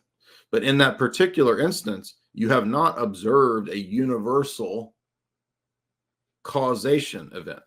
So you see that there's a mistake from jumping from the particular to the assumption, which is not justified on an empirical basis, that there is a universal principle of causation. So Hume is not arguing in this that he doesn't believe in cause and effect. His point is that there's not a logical justification if you're an empiricist for cause and effect. And if that's the case, then there's not a logical justification for any of the principles that an atheist, rationalist, materialist, whatever, empiricist has. You can't justify the laws of logic, the external world, identity over time, on and on. Causation. They're just as arbitrary as somebody positing a God. Does that make sense? Yes, sort of. So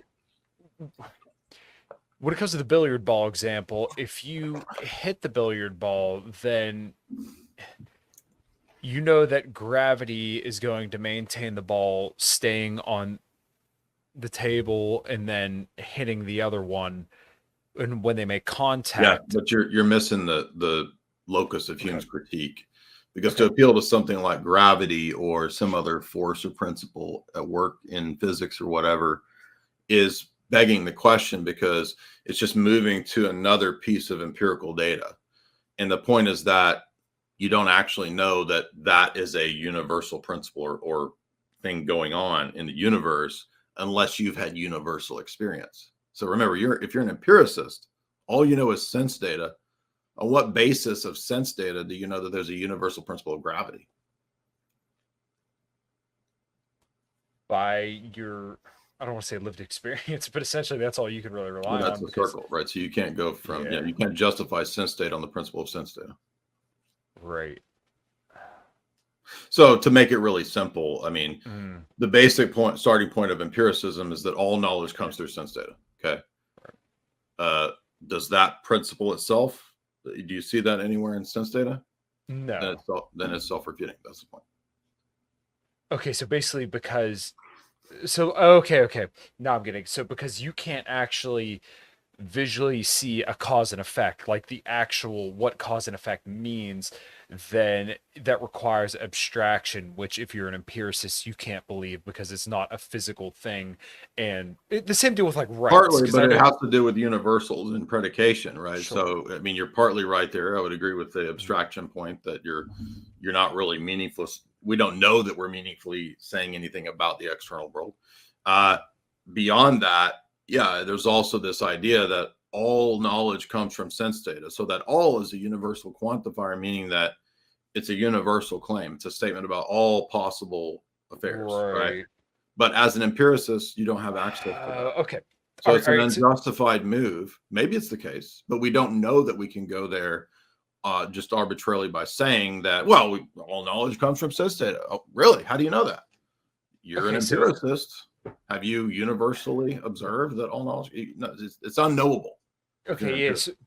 Okay, so now that's starting to click. So basically, like, I can't know that universally all these guitar picks all over the world look exactly the same and do the same function because I haven't seen all the guitar picks that are all over the world.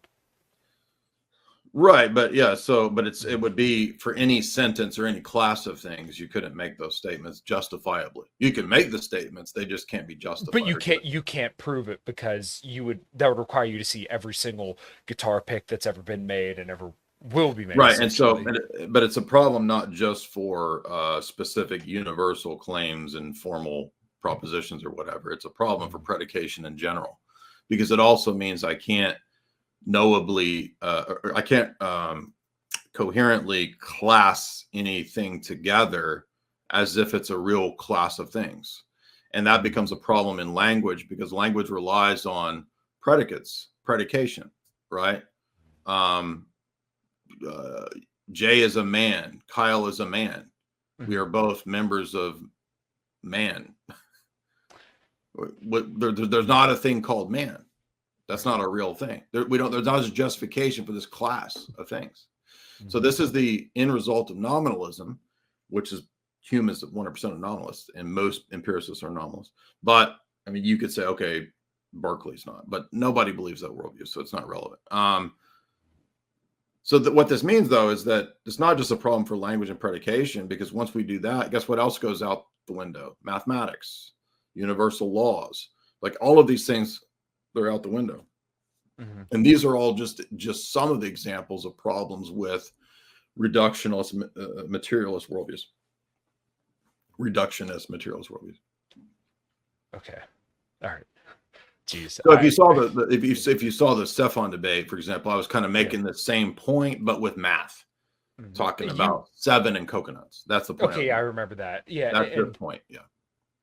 Okay. Jeez. Yeah, I've never had to think about stuff this deep, so it's a lot to take in. Well, every atheist, agnostic person should read David Hume, and the reason they should read David Hume is that he's the consistent skeptic. And what happens when you really get Hume's argumentation is that we realize that, well, if I'm going to take this worldview, I don't really have a basis to argue, because argumentation presupposes logic, and logic can't just be matter, because you don't a real law. You're appealing to a metaphysic because it's not a physical thing that you could touch, taste, or feel. Correct. I'm arguing that it has to be the case, because if we reduce, logic's gone. There's no way to say that logic is matter. It's nonsense. Okay. Like what atoms make up the law of non-contradiction? It's just nonsense. Okay, so then how does religion account for logic? Well, first of all, religion is not built on the premise that everything is reducible to matter. So religion is fundamentally not a materialist position. So religion, I would say every religion I can think of, believes in some notion of the transcendence. Yes. So, when we talk about the transcendent, we don't just mean God. We also mean things like universals, abstract categories, mathematical entities, et cetera, et cetera, et cetera. There's a great documentary I'll send you, for example, that kind of illustrates this point on Mandelbrot sets. And one of the things about Mandelbrot sets that's fascinating to illustrate this point is that we couldn't really demonstrate a Mandelbrot set until computers got to a certain level of sophistication to processing power to show like how intricate they are. But they were posited prior to the computers. But then once the computers could zoom in at certain depths, then we were able to see the mathematical principles at work, which are consistent, just absolutely insane sequences of patterns with regularity that cannot be. The human mind can't do it. In other words, so what that shows is that these are mathematical principles that are discovered, not created. And that means that probably the other ones were discovered. They weren't made up as human social constructs, right? So the laws of logic are not human social constructs; they're discoveries, and that runs counter to materialism. Okay, now I get. I'm getting it. It's, yeah, I've never heard it explained like that. You said it's very, very fascinating. All right, so you recommended I read David Hume. That's the name, right? Hume. Yeah, Hume's good, and his philosophy is fairly accessible. Like, it's not super difficult. I'm not saying you're dumb, but just I'm saying, like, for people that are not really familiar with philosophy. And I'm not trying to make you a Humean skeptic. I'm just pointing out that Hume's point is that if we're going to be consistent atheist empiricists, and he was, his point is we can't give a rational justification for logic, induction, the external world, identity over time, et cetera, et cetera. Okay.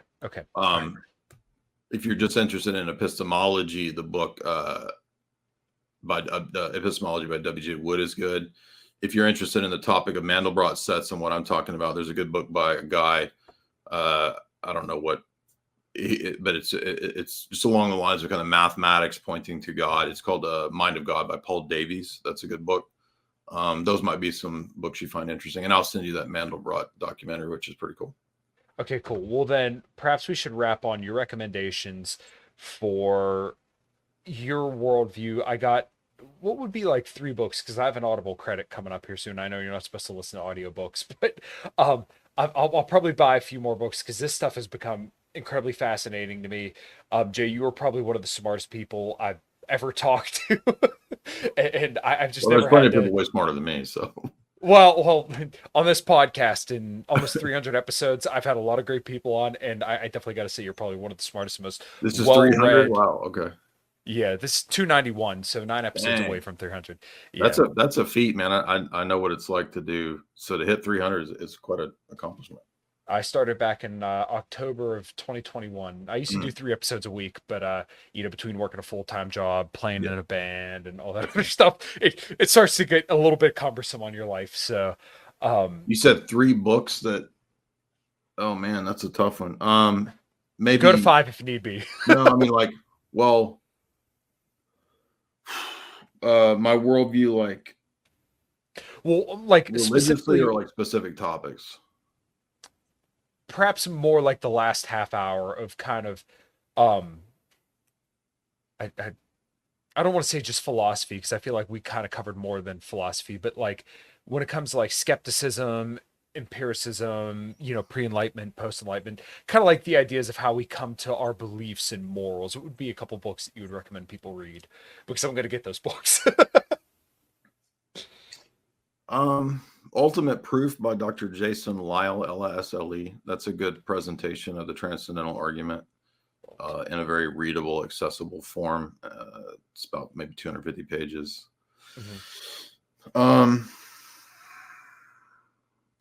A good critique of modernity from an Orthodox perspective is Nihilism, Roots of the Modern Revolution by Father Seraphim Rose. Oh, it's funny. You got that? Well, a friend of mine sent me that. Okay. Yeah, that one's more kind of hitting you on a personal level. Sure. And then just when you mentioned Seraphim Rose, you said it's nihilism. Is more of it's like a philosophical critique of modernity. That one's good. Sure. One more. Let me think.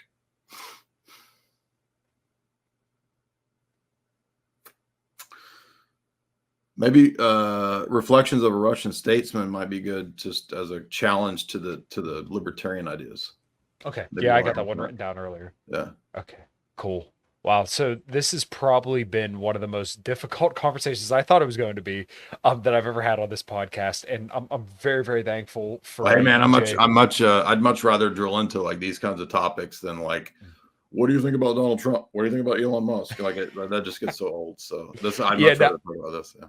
No, that's okay. I like to get the more meta of it, because like you said, I find like the mundane political topics to be so boring, but I'd rather talk about like the cause and effect, and then kind of like how people are talking about it and like why they're talking about it and why they feel the way they do. Like that stuff's way more interesting. Yeah, we need to have more conversations like that Paul Davies' Mind of God book. That's a fascinating book. I talked about that book quite a bit, like 7 years ago. I need to kind of resurrect that book because it's really good, and I haven't really covered that in 7 or 8 years. So that one you'll find really fascinating. I think you'll really like that book.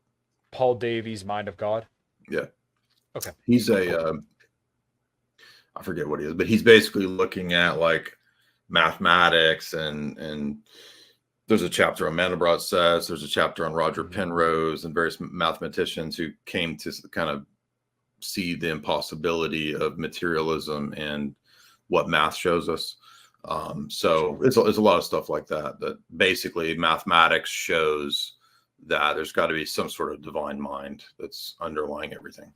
Sure. Okay, so I'm definitely picking that one up then. Yeah, I got quite a bit of reading in front of me now. Jay, go ahead and give your plugs, brother. I sincerely appreciate your time so much.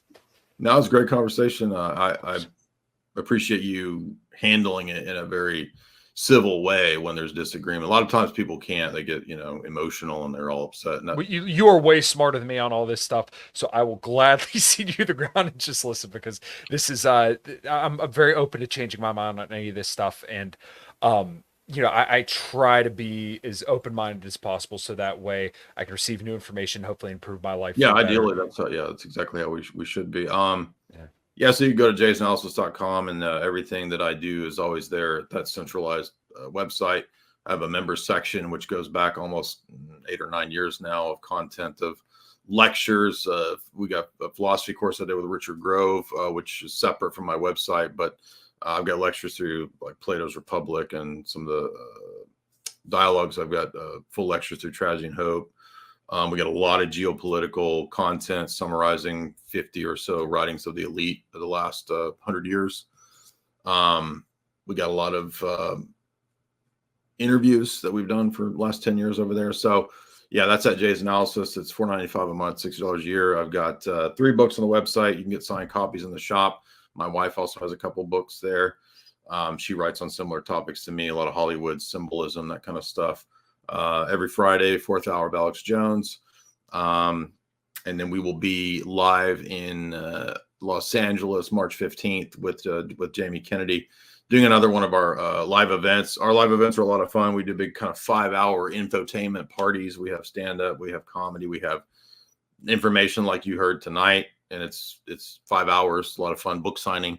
So that's if you're in the Los Angeles area, come out March 15th and see us at that event. And you can find me on Rockfin as well, which is a great free speech-based platform. A lot of my material is over there. That's all I can think of. Yeah, man. Well, like I said, I really appreciate your time. Every single show I've heard you on, you definitely got me thinking about stuff differently, and then particularly this show as well. I'm going to have to listen over probably 2 or 3 times to make sure I got everything. And I'm going to continue listening to your stuff. I would love to get you back on to talk some geopolitics stuff. Yeah, anytime. I think we would have, I don't think there's any disagreements, but I think your analysis would be very, very productive for kind of like the libertarian anti-interventionist, I apologize, perspective. So yeah, Jay, if you have anything else, I'll close her out. Yeah, I mean, on the libertarian front, Richard Grove and I are good buddies, and we've done a lot of work together for many years. So I have a lot of interviews with him, and he's interviews with me, and I've been on Grand Theft World a lot. So we obviously have a lot of affinities with the libertarian sphere, and some disagreements. So I'm always happy to have that conversation with you guys. Maybe not so much Austin Peterson, but I don't think he was very rational. Though he was like super emo. But yeah, man, anytime I'd love to come back and have that conversation. Nice, man. Well, all right, Jay, thank you so much. We'll hopefully do it again. Everybody, thank you so much for listening. Until next time, take care. All right, later.